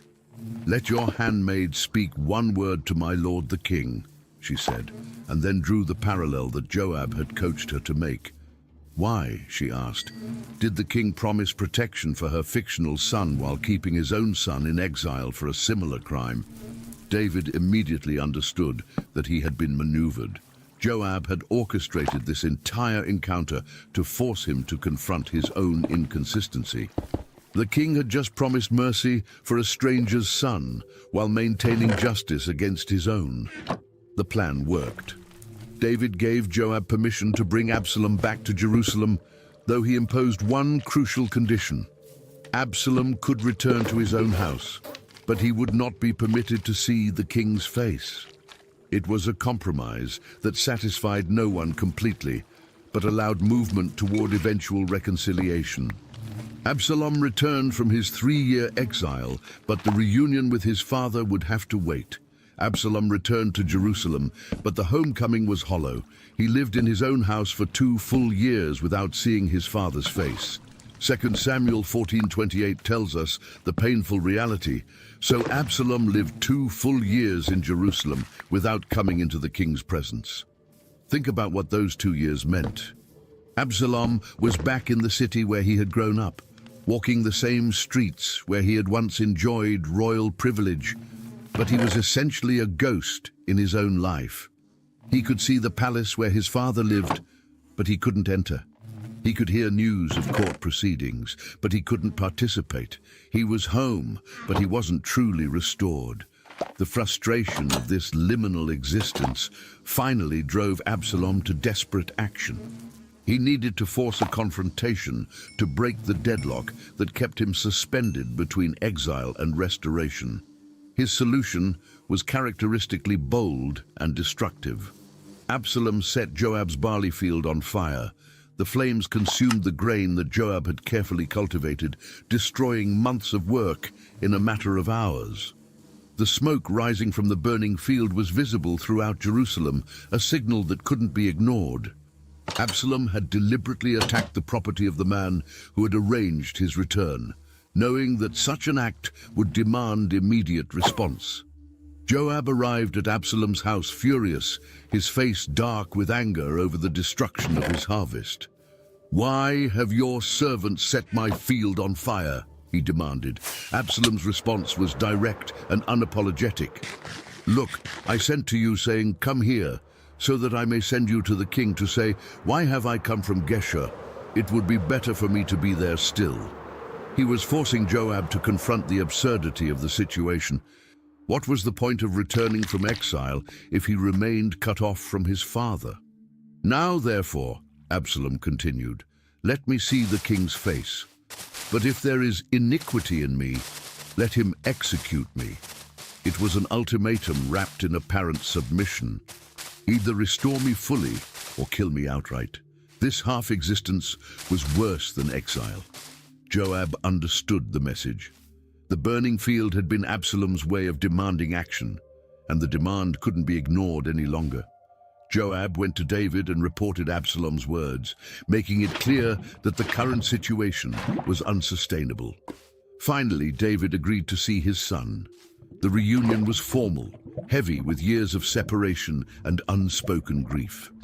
As 2 Samuel 14:33 records the moment, so Joab went to the king and told him, and he summoned Absalom. So he came to the king and bowed himself on his face to the ground before the king, and the king kissed Absalom. Absalom prostrated himself completely, his face pressed to the floor in absolute submission. This was the gesture of someone acknowledging not just royal authority, but also paternal forgiveness. The proud prince who had killed his brother and fled to Geshur was humbling himself before the father he had wronged. David's response was the kiss of reconciliation, not words of forgiveness. Those would have required acknowledging the crime that had never been properly addressed, but the physical gesture that restored relationship, that brought his son back into the circle of family acceptance. Life moved forward from that moment, but the scars remained. Absalom married and had children. 3 sons whose names aren't recorded, and 1 daughter who mattered more than all the rest. 2 Samuel 14:27 tells us about that daughter. To Absalom there were born 3 sons, and 1 daughter whose name was Tamar. She was a woman of fair appearance. He named her Tamar. Think about what that meant. Absalom gave his daughter the same name as his violated sister, ensuring that the memory of what had happened would echo through generations. The new Tamar grew up beautiful, just like her aunt, but she would grow up in a world where her very name carried the weight of family tragedy. Meanwhile, the original Tamar remained desolate in her quiet existence. She had received justice through Amnon's death, but justice hadn't restored her life. She was still the broken woman who lived in Absalom's house, still carrying the consequences of violence that had been done to her years before. The name Tamar became both burden and honor in David's family. It remembered the innocent daughter who had been destroyed, but it also carried forward beauty and dignity through the next generation. The new Tamar would grow up knowing the story of her namesake, understanding that her beauty came with both privilege and danger. But Absalom's ambitions didn't end with family reconciliation. He began appearing at the city gates, the place where legal disputes were settled and political influence was exercised. He would rise early and position himself where people came seeking justice from the king, intercepting them with sympathetic words and attractive promises. "If only I were judge in the land," he would say to those seeking redress, "then every man who has any suit or cause might come to me, and I would give him justice." He was systematically undermining his father's authority while presenting himself as a more accessible, more caring alternative to David's rule. The cycle of violence that had begun with Amnon's obsession was continuing in new forms. David's failure to act decisively after Tamar's rape had set in motion a chain of events that would ultimately cost him his kingdom, his family's unity, and nearly his life. The original inaction, David's refusal to punish Amnon, had created space for vigilante justice.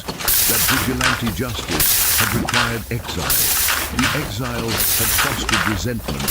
The resentment had grown into political rebellion. Each failure to address the fundamental problem had multiplied the consequences.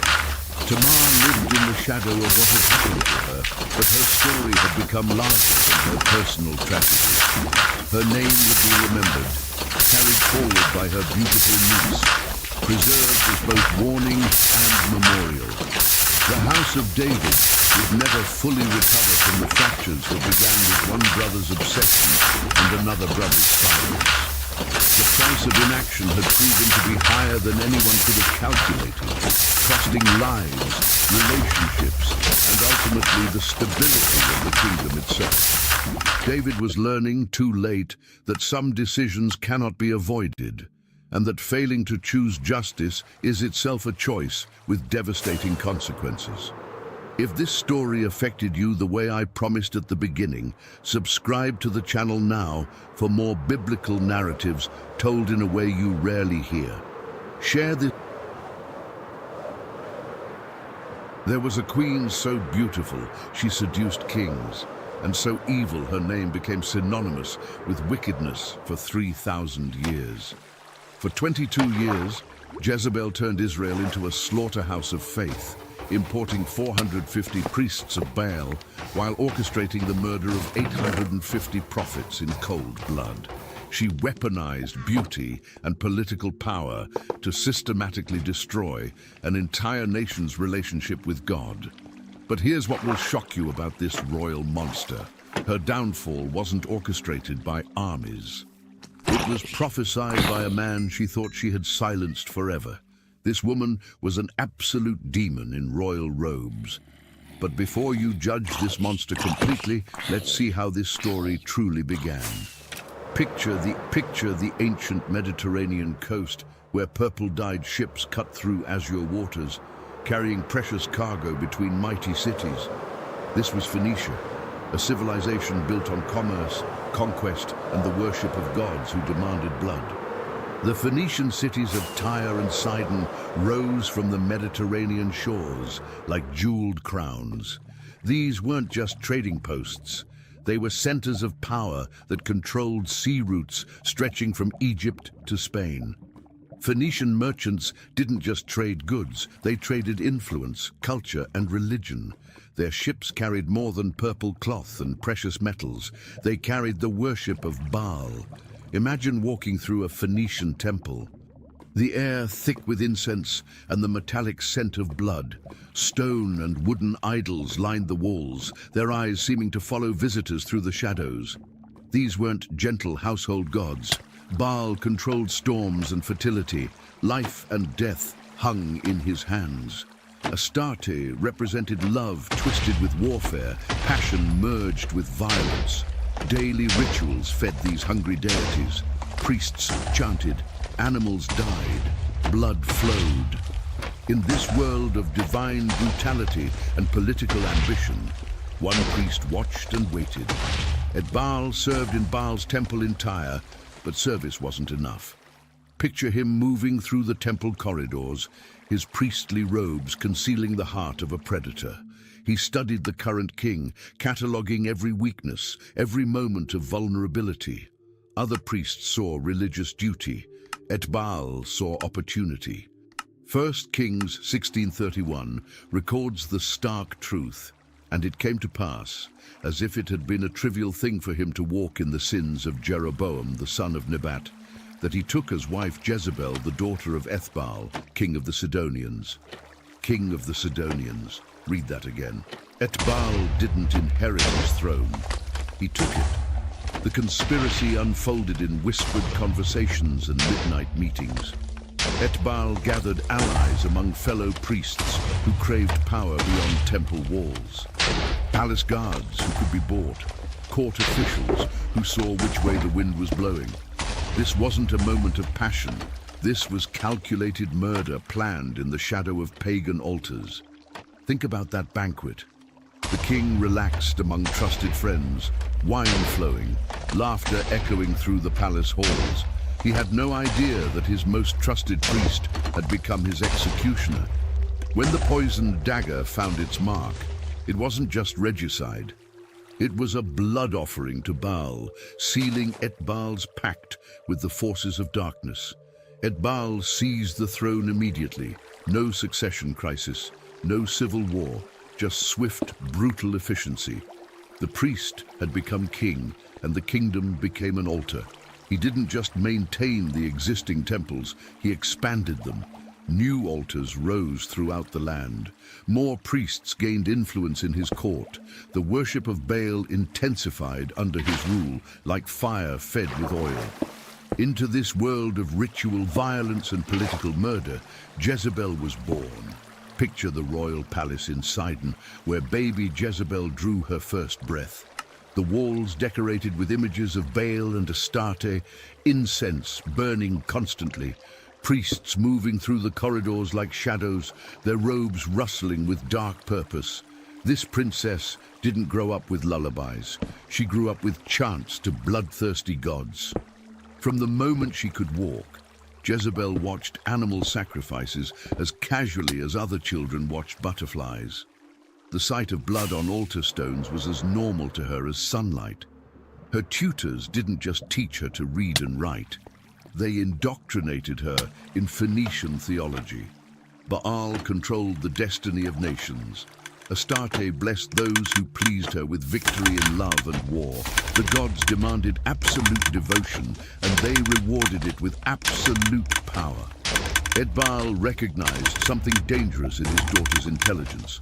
She absorbed political lessons by watching his court sessions, understanding how power flowed through carefully orchestrated negotiations. She learned trade secrets, shipping routes, commercial agreements, the intricate web of relationships that kept Phoenician wealth flowing. Most importantly, she learned to interpret omens and dreams, to speak with the authority of divine revelation. Think about what this meant. Jezebel didn't just believe in Baal's power. She believed she could channel it. She saw herself as his earthly representative, equipped to bend nations to her will through beauty, intelligence, and spiritual authority. The royal family's religious life was a constant festival of paganism. They participated in ritual dances where worshippers moved to hypnotic rhythms, their bodies swaying in ecstatic worship. They offered expensive gifts to temple idols, pouring wine and oil over carved stone faces. These weren't weekly religious obligations, They were daily demonstrations of devotion to gods who promised earthly dominance in exchange for spiritual submission. As Jezebel grew older, she began participating directly in temple rituals alongside the priests. Her father watched with approval as she learned the sacred mysteries, the secret knowledge that separated rulers from subjects. She was being prepared for something beyond ordinary royal marriage. Etbal was crafting a weapon, beautiful, intelligent, and absolutely committed to the supremacy of Baal. Picture this princess in her teenage years, moving through the palace with the confidence of someone who believed the gods had destined her for greatness. She had watched her father seize a throne through violence and seen him rewarded with prosperity. She had learned that the strong take what they want and the weak serve the strong. Most dangerously, she had learned that religious authority could justify any action, no matter how brutal. Her father prepared her for future negotiations, teaching her to use beauty and intelligence as weapons in political warfare. But this wasn't just diplomatic training. This was preparation for conquest. Jezebel was being shaped into an agent of Phoenician religion, ready to carry Baal's worship wherever marriage or politics might take her. The stage was set. The weapon was forged. All that remained was finding the right target. Her father prepared her to use beauty and intelligence in future negotiations. The Palace of Sidon became Jezebel's finishing school for power, where every corridor taught lessons in manipulation, and every feast demonstrated the art of influence. Picture this royal residence. Marble floors polished to mirror brightness, walls adorned with precious metals, and ivory carvings depicting Baal's victories over rival gods. Servants moved through these halls like shadows, attending to every whim of the princess, who would one day export Phoenician darkness to foreign lands. Jezebel observed her father Etbal ruling with an iron fist wrapped in silk diplomacy. She watched him receive foreign dignitaries with lavish hospitality while extracting maximum advantage from every agreement. She studied how he used fear and generosity as twin tools of statecraft. When he smiled, treaties were signed. When he frowned, armies marched.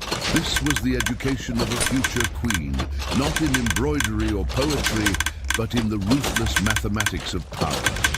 Her tutors taught her the languages of commerce, Egyptian for dealing with southern traders, Assyrian for northern negotiations, Hebrew for the mountain kingdoms inland.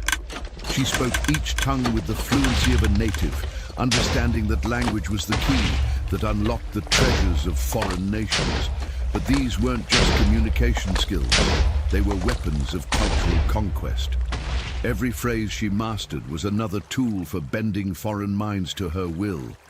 The ancient histories of Tyre and Sidon filled her mind with tales.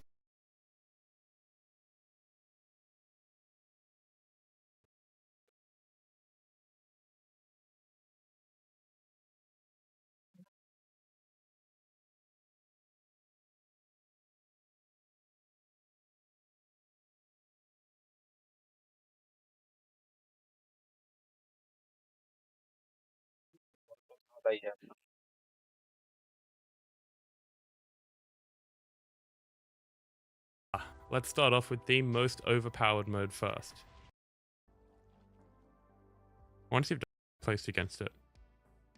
Now, simply place a comp. There's one extra modification that I highly recommend you make, which reconfigures the bone meal distribution system to prioritize sending bone meal to the player 100% of the time, instead of it randomly going to either the player or the fungus farm.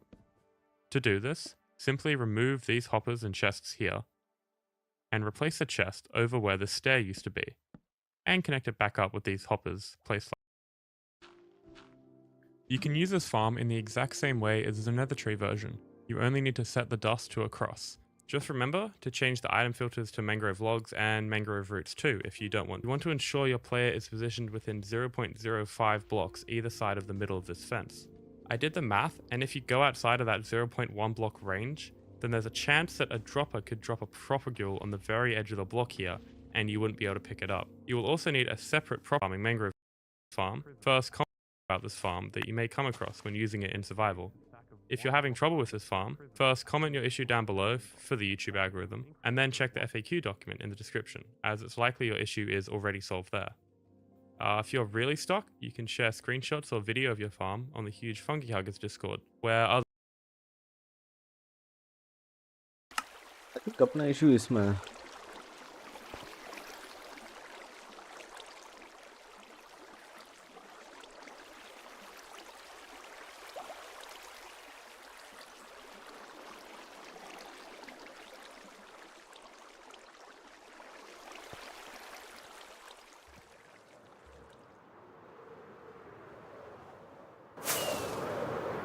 Cherry blossoms लेके आते हैं बहुत सारे.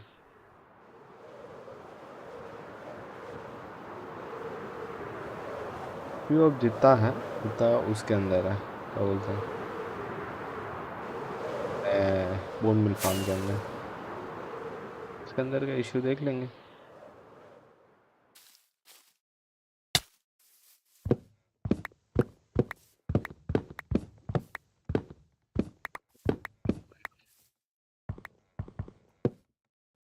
ये पेड़ मैंने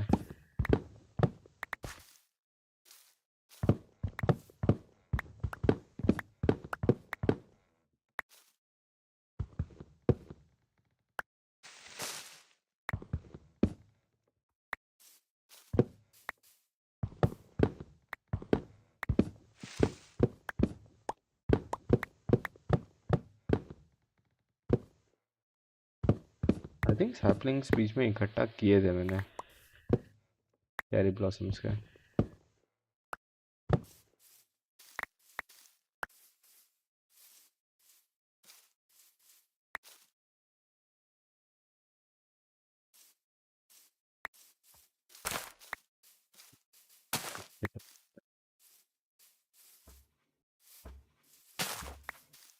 Sapling, as far as I am concerned,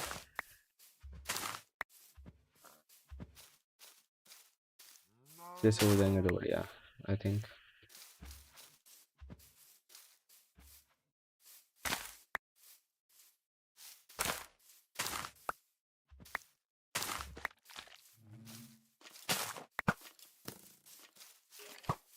the farm is not working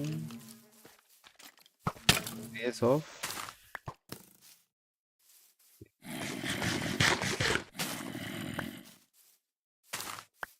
खाली अपना bone meal.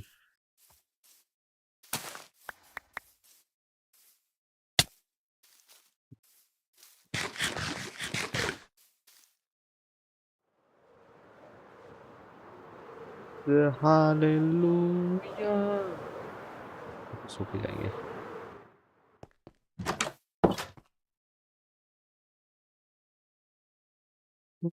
Of my enemies supposedly लेके ही आते ना. थोड़ी देर वेट करना पड़ेगा वही ना.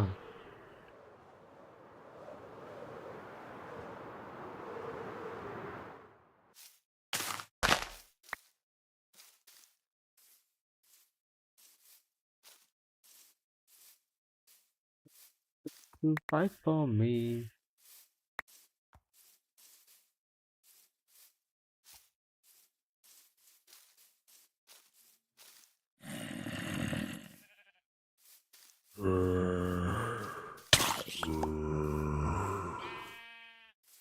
Keep you alive.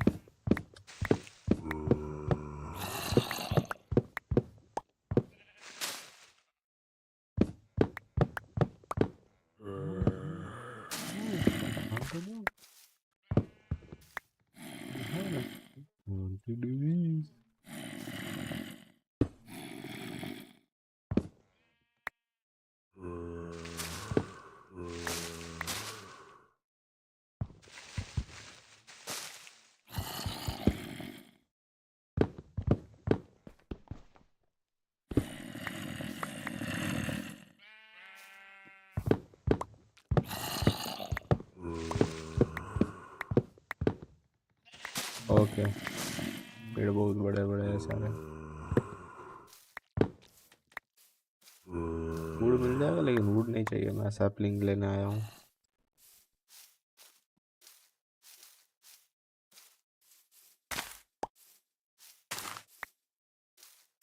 Christmas sapling should be enough.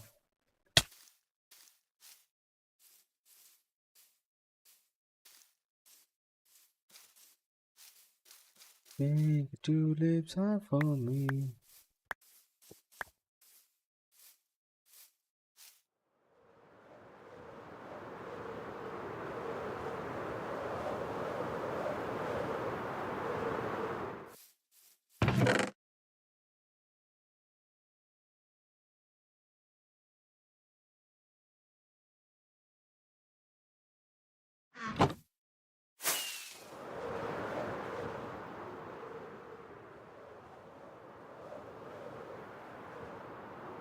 ऐसे होता है या ऐसे होता है पता नहीं। देख मेरी तरफ से कंस्ट्रक्शन ओके है,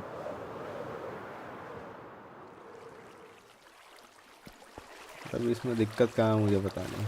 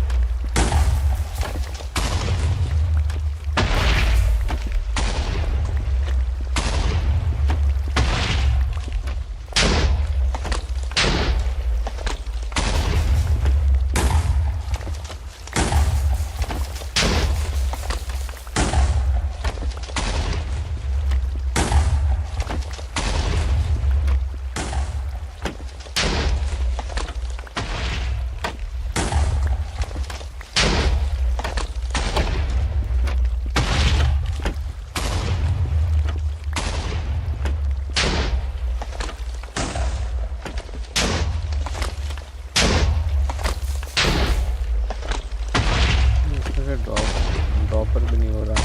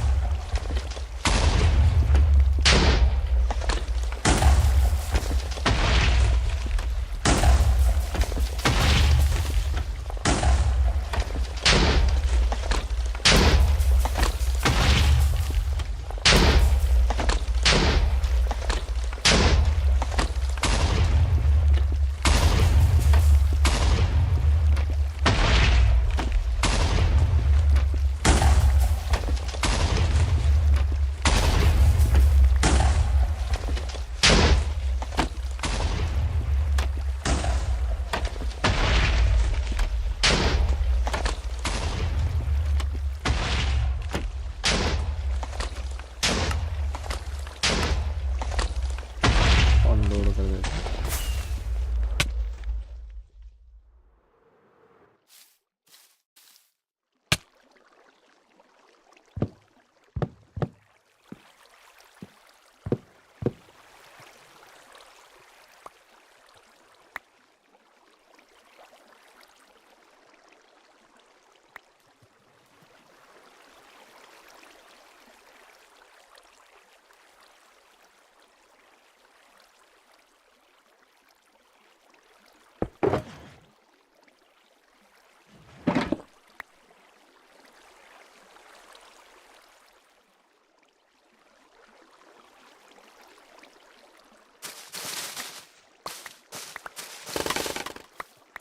तेल ही दे भाई।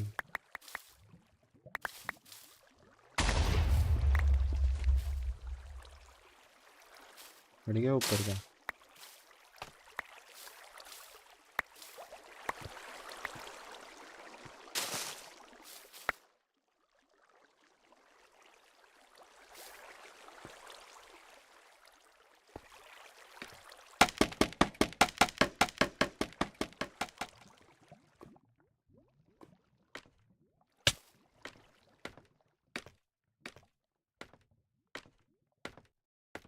कितना नुकसान हुआ है जरा ऊपर दिखाना।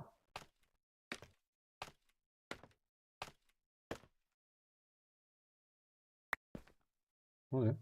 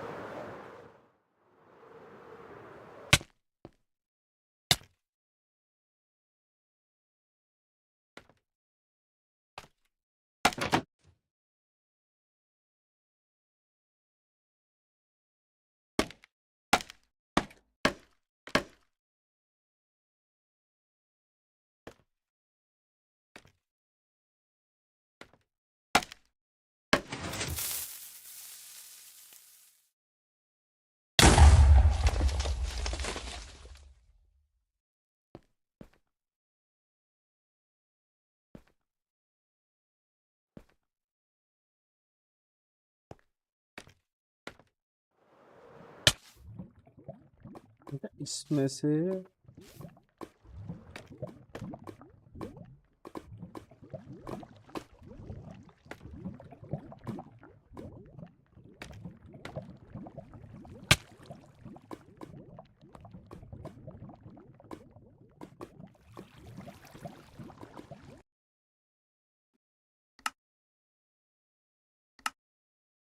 क्रिएटिव में ये का फार्म काम की पता और ये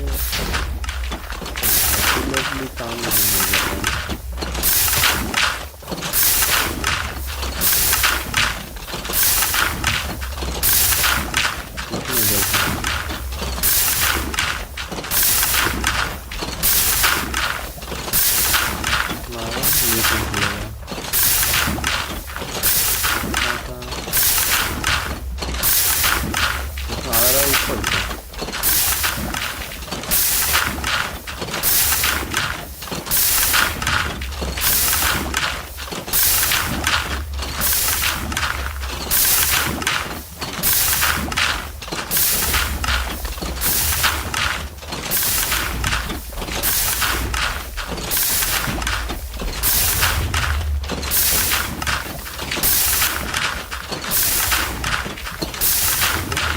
ये वाला लावा क्यों कहाँ है? इसके अंदर लावा किसी में नहीं है।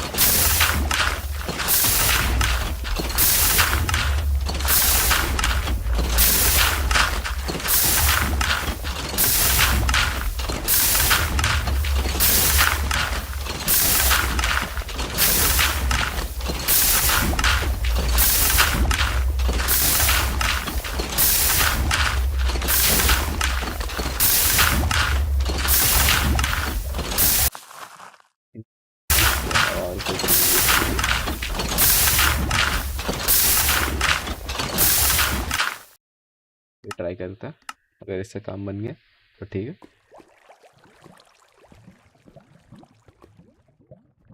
Come to rescue me.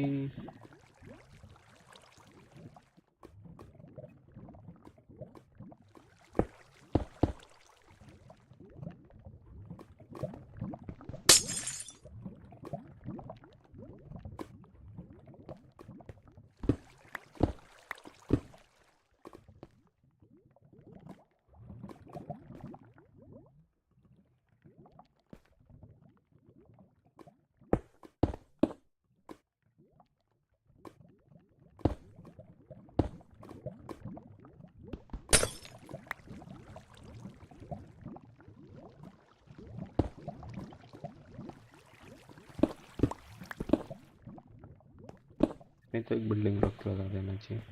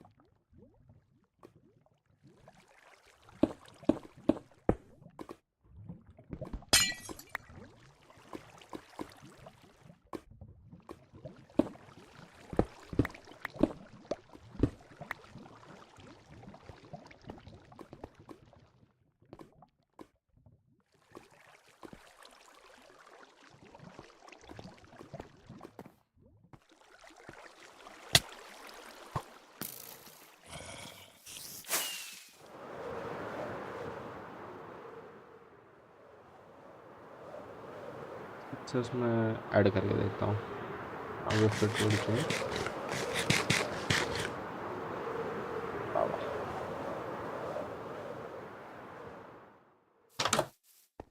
I think तीन आ गए।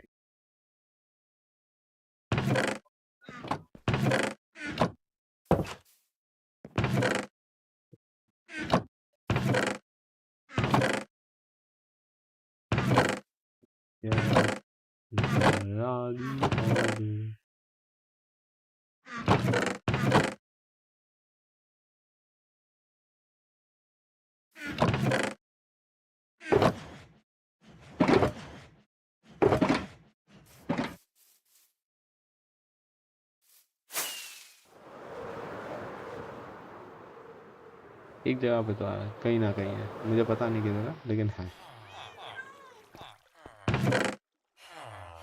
सारा कचरा डाल के जा रहा हूँ पिछले कुछ टाइम से।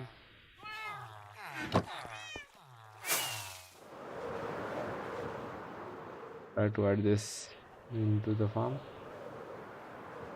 and see what's the reaction.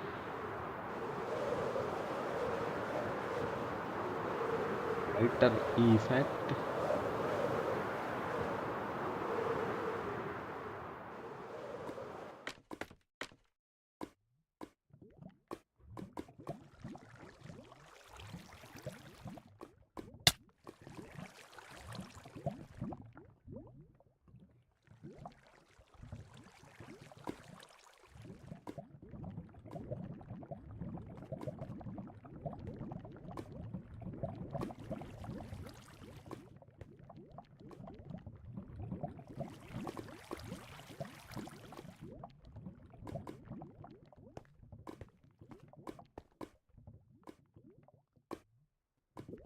Taxi हम नाही चलेगा यहाँ।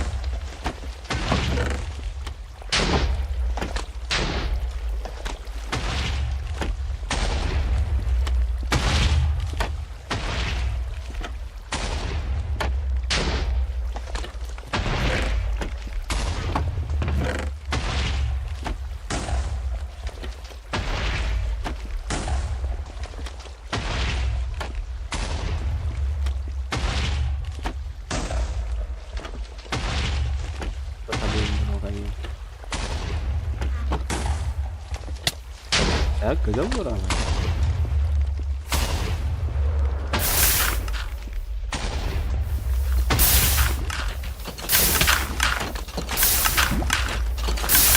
अभी देखता हूँ सर।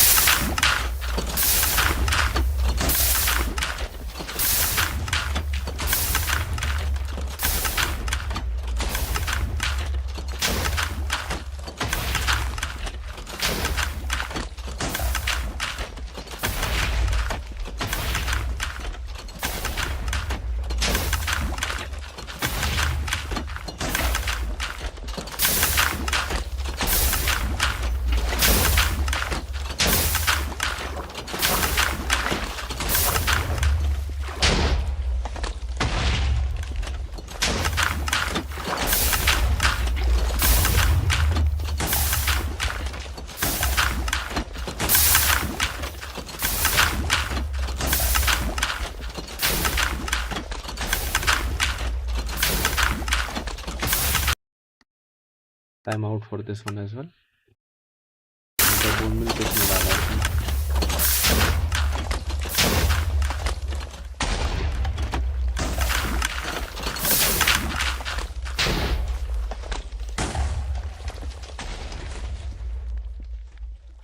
एक में भी नहीं है, ठीक है।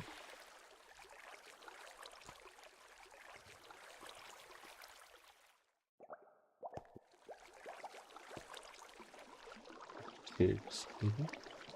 Carpet, moss block, azalea, flowering azalea, moss carpet, moss block, azalea, flowering azalea.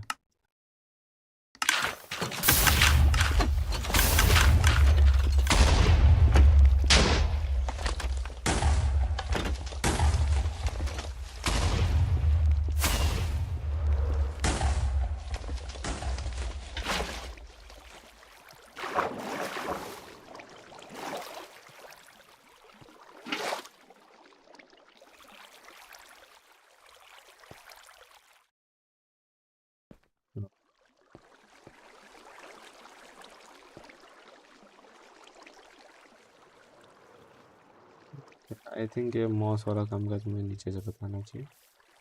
Moss carpet, moss block, azalea, flowering अजीलिया।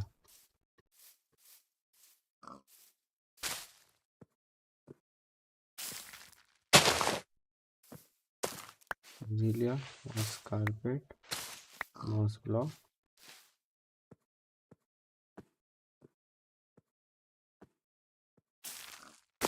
Flowering अजीलिया,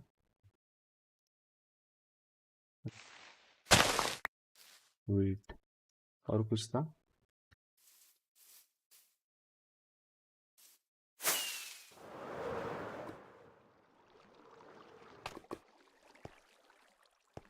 ये तो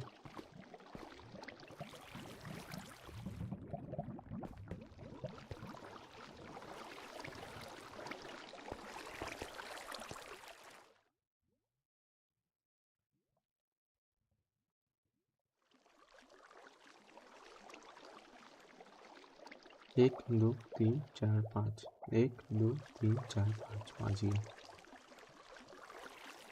अपने को चाहिए आयरन नगेट्स लगाता है ना।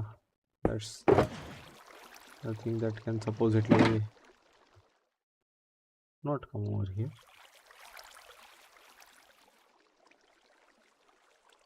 Do do do do do do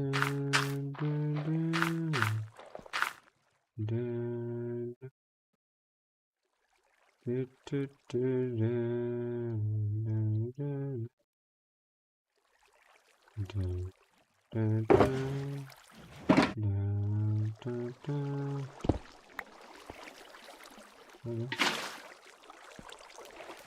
This is also working.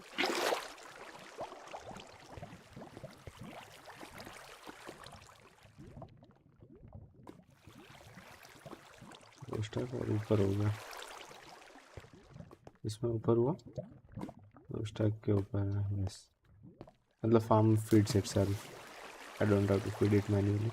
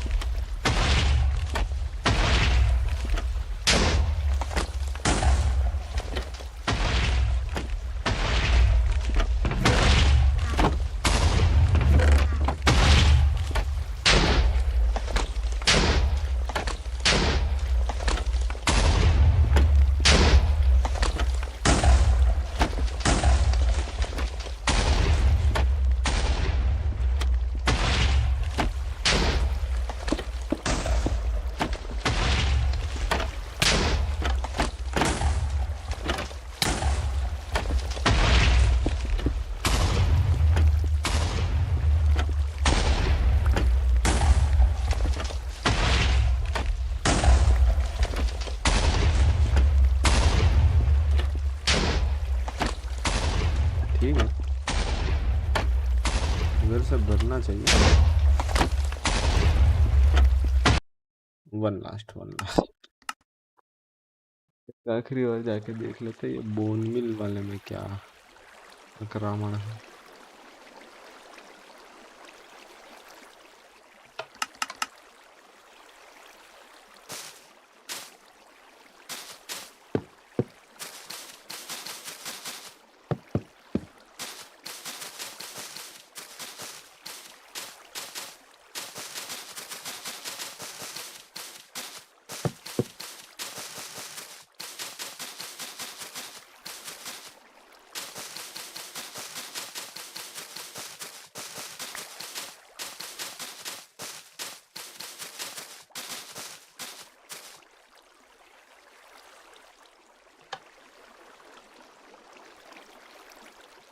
Product liver ये है।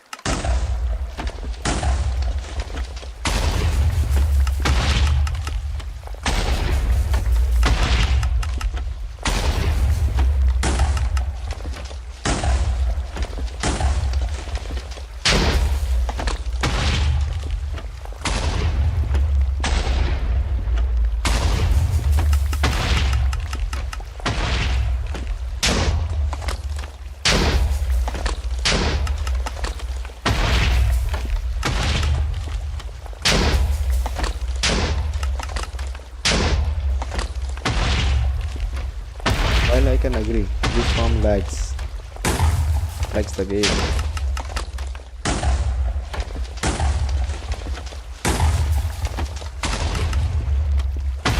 Surely think this is an efficient wood farm. Minimum building time. I mean, जो भी टाइम लगेगा वो अपना इसके वजह से लगेगा, मटेरियल से इकट्ठा करना, और वो भी मॉस फॉर्म बनाना था बैकग्राउंड पीछे इस वजह से। नहीं तो इसका मटेरियल तो 2 मिनट में हो गया था, पड़ा हुआ ही था, तो भी क्या हो जाता।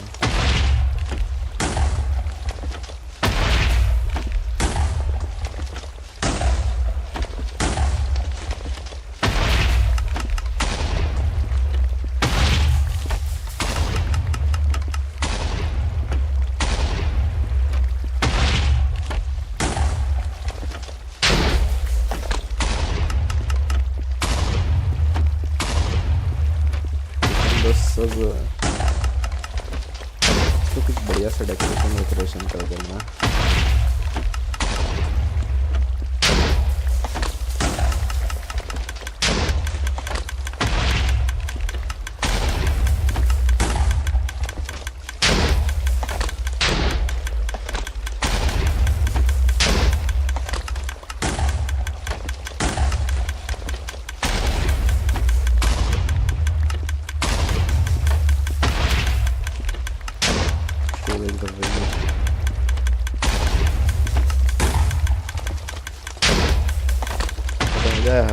शायद कर देंगे काम।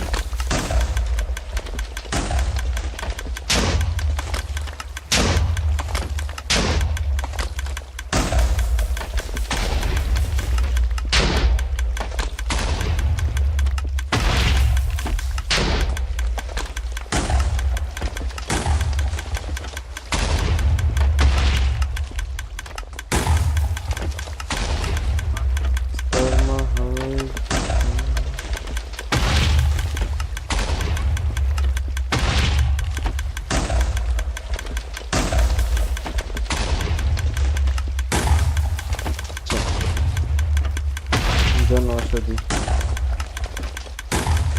सही है भाई।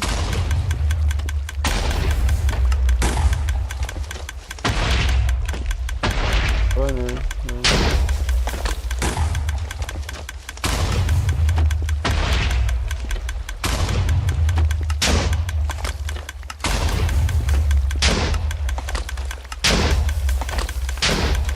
ये कौन है?